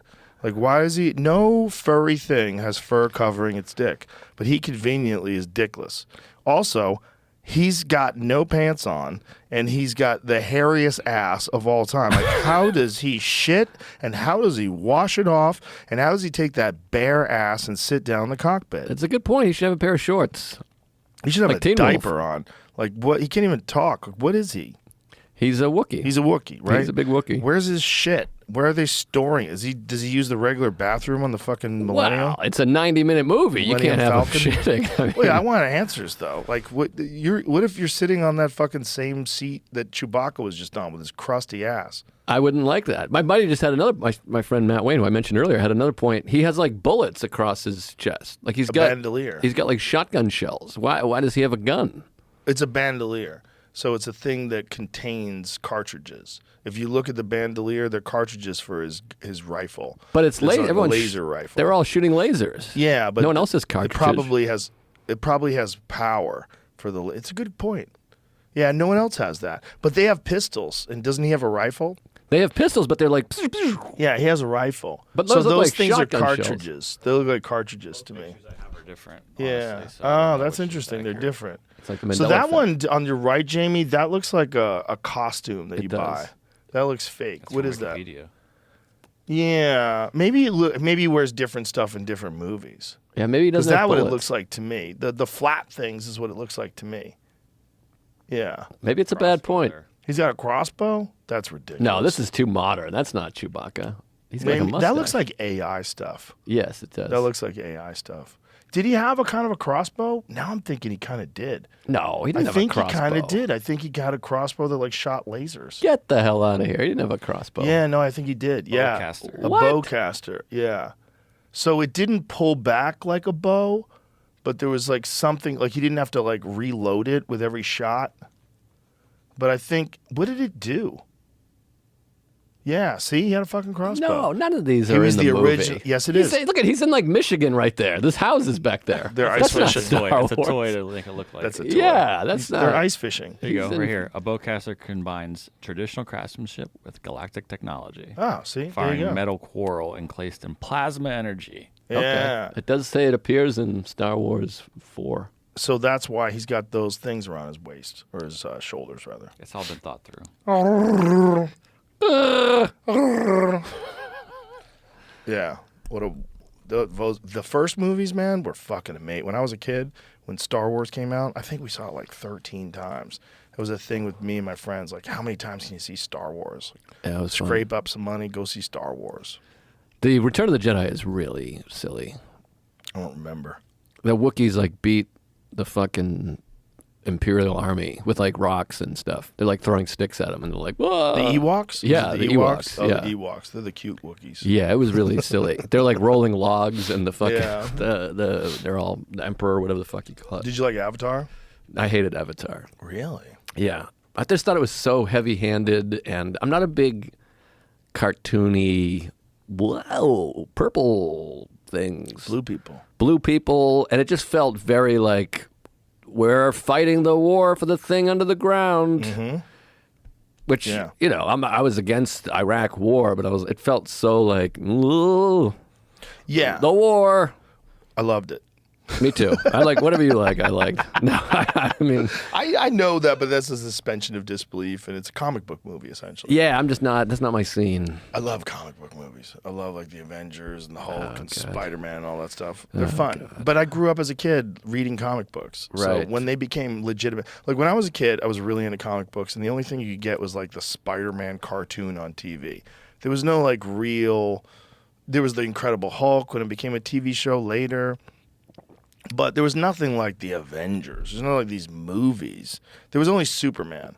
And Superman to me was like DC Comics. And DC Comics were like back before, there was a typewriter. It's like, Right. there was something about their superheroes. They just didn't appeal to me. They were more like 1950s superheroes.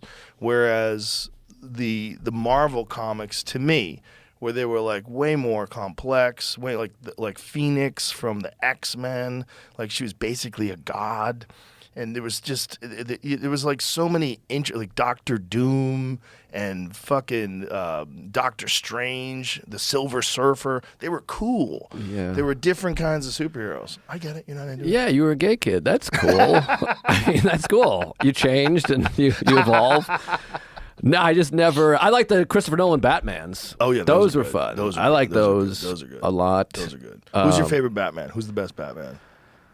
I really like Christian Bale. I mean, I love Keaton. I mean, I grew up with Keaton. That was exciting. But Christian Bale, I really. He's the most believable Batman. Yeah, he's just a world class actor, and I liked his fucking Batman voice. His Batman voice. But he's also jacked. He was the first Batman to be jacked. Yeah, no, he's great, and those fucking movies rule. I was just talking about. I just rewatched Dark Knight on the plane, and Heath Ledger is like unrecognizable in that movie, and he's so good that he actually feels like, because you can't see any Heath Ledger in him. Yeah. It feels like that's a fucking weird entity thing. Yeah. Like the Tim Burton one, you're like, oh, there's Jack Nicholson with makeup on. Right. The Heath Ledger one, it feels like a fucking weird guy. Joaquin Phoenix is the scariest one because that one's the most realistic, the most probable.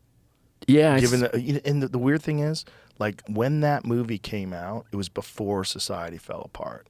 Right. And then that movie showed like this ultimate collapse of society, the rebellion of the underclass, taking things down and burning to the ground. This one fucking maniac leading the charge. Very Antifa. Right. Right? And then all that stuff started happening during the George Floyd riots and the chaos in the streets, and when bricks would just show up on the corner of streets and people would be throwing them through windows and the cops would stand by when people were looting, things we'd never seen in our life. Right. It was very Joker-esque.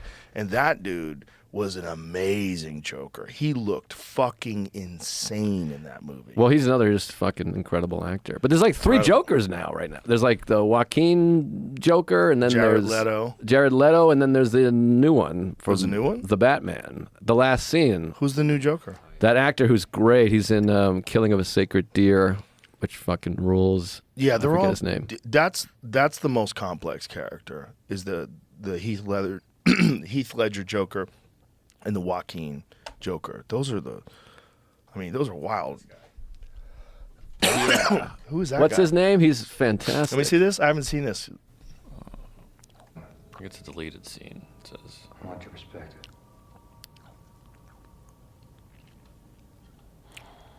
Who's the Batman here? Robert Pattinson. Robert Pattinson. Oh, that's right. Why makes you think I come so cheap? I thought you'd be curious. You think I could offer this stuff? Don't you? It's a long scene. They barely show his face. Let me see if I can. So, I think they're saving him for the second movie. Oh, interesting.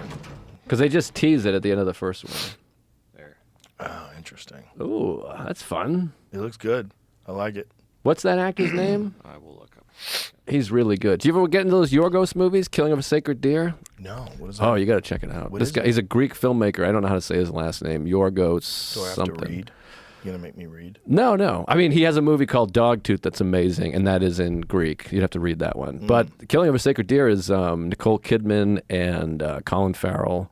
When it's was this? fucking great. Really? Like When was it? 2015, 2016, maybe. I've never heard of it. I'm gonna write it down so I watch it. I'm always looking for something to watch. you'd love it. It's a real. Alicia Silverstone is in it. Killing of a Sacred Deer. Yeah, it's really fucked up.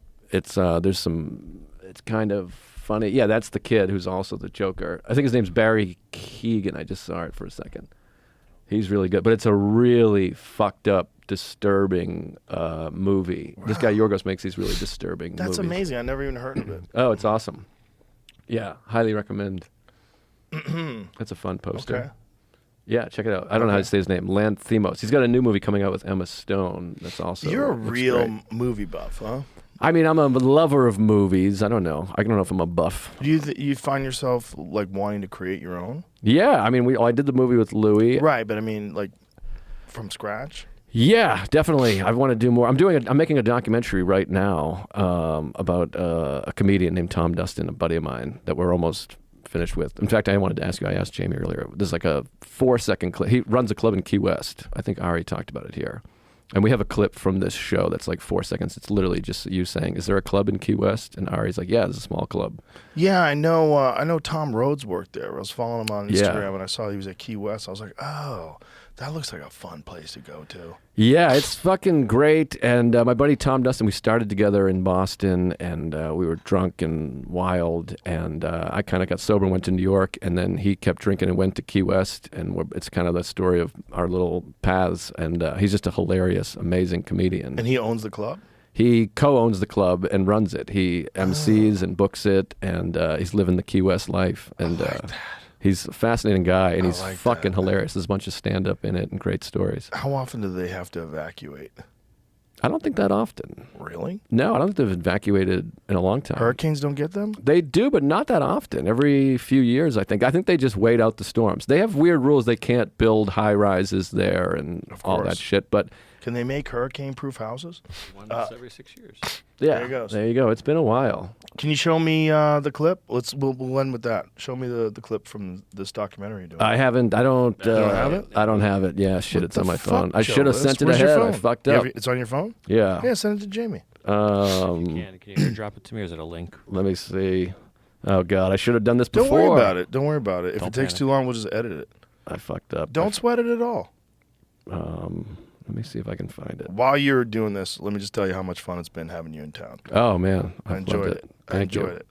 It's cool. It's one of the cool things about the Comedy Mothership is when people come through and hang out for a few days, and it's just like every week, And these comics that are coming up, they all get exposed to all these brilliant. Like Colin was just here, and I didn't get a chance to see him. I was too busy.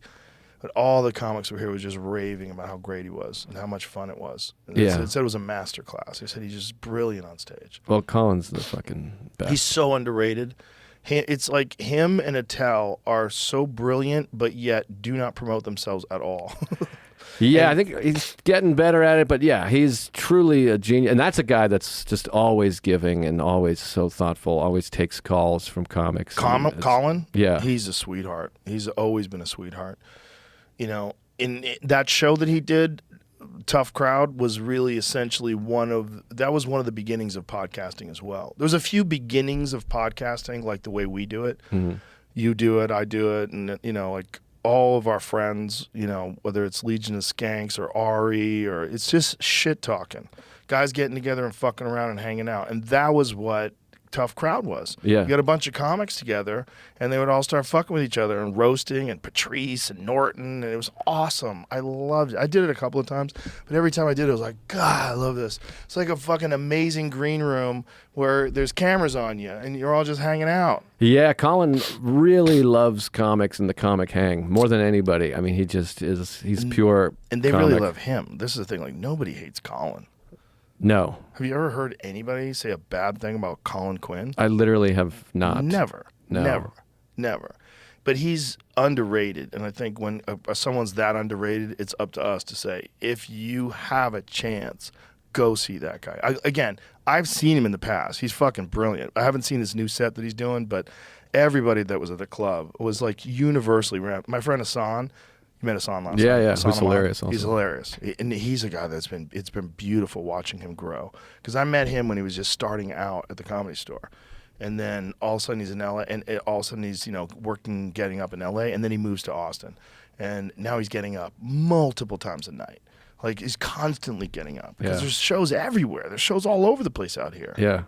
It's amazing watching people grow. And he said that when he saw Colin, he said it might be one of the best hours he's ever seen in his life. Yeah, no, Colin just keeps getting better. It's really unbelievable. I just did, I'm going to throw another plug out there. I have a podcast, Mindful Metal Jacket. I just had him on it, and I was asking him, like, he's gotten so much more. What is your podcast called? It's called Mindful Metal Jacket. Oh.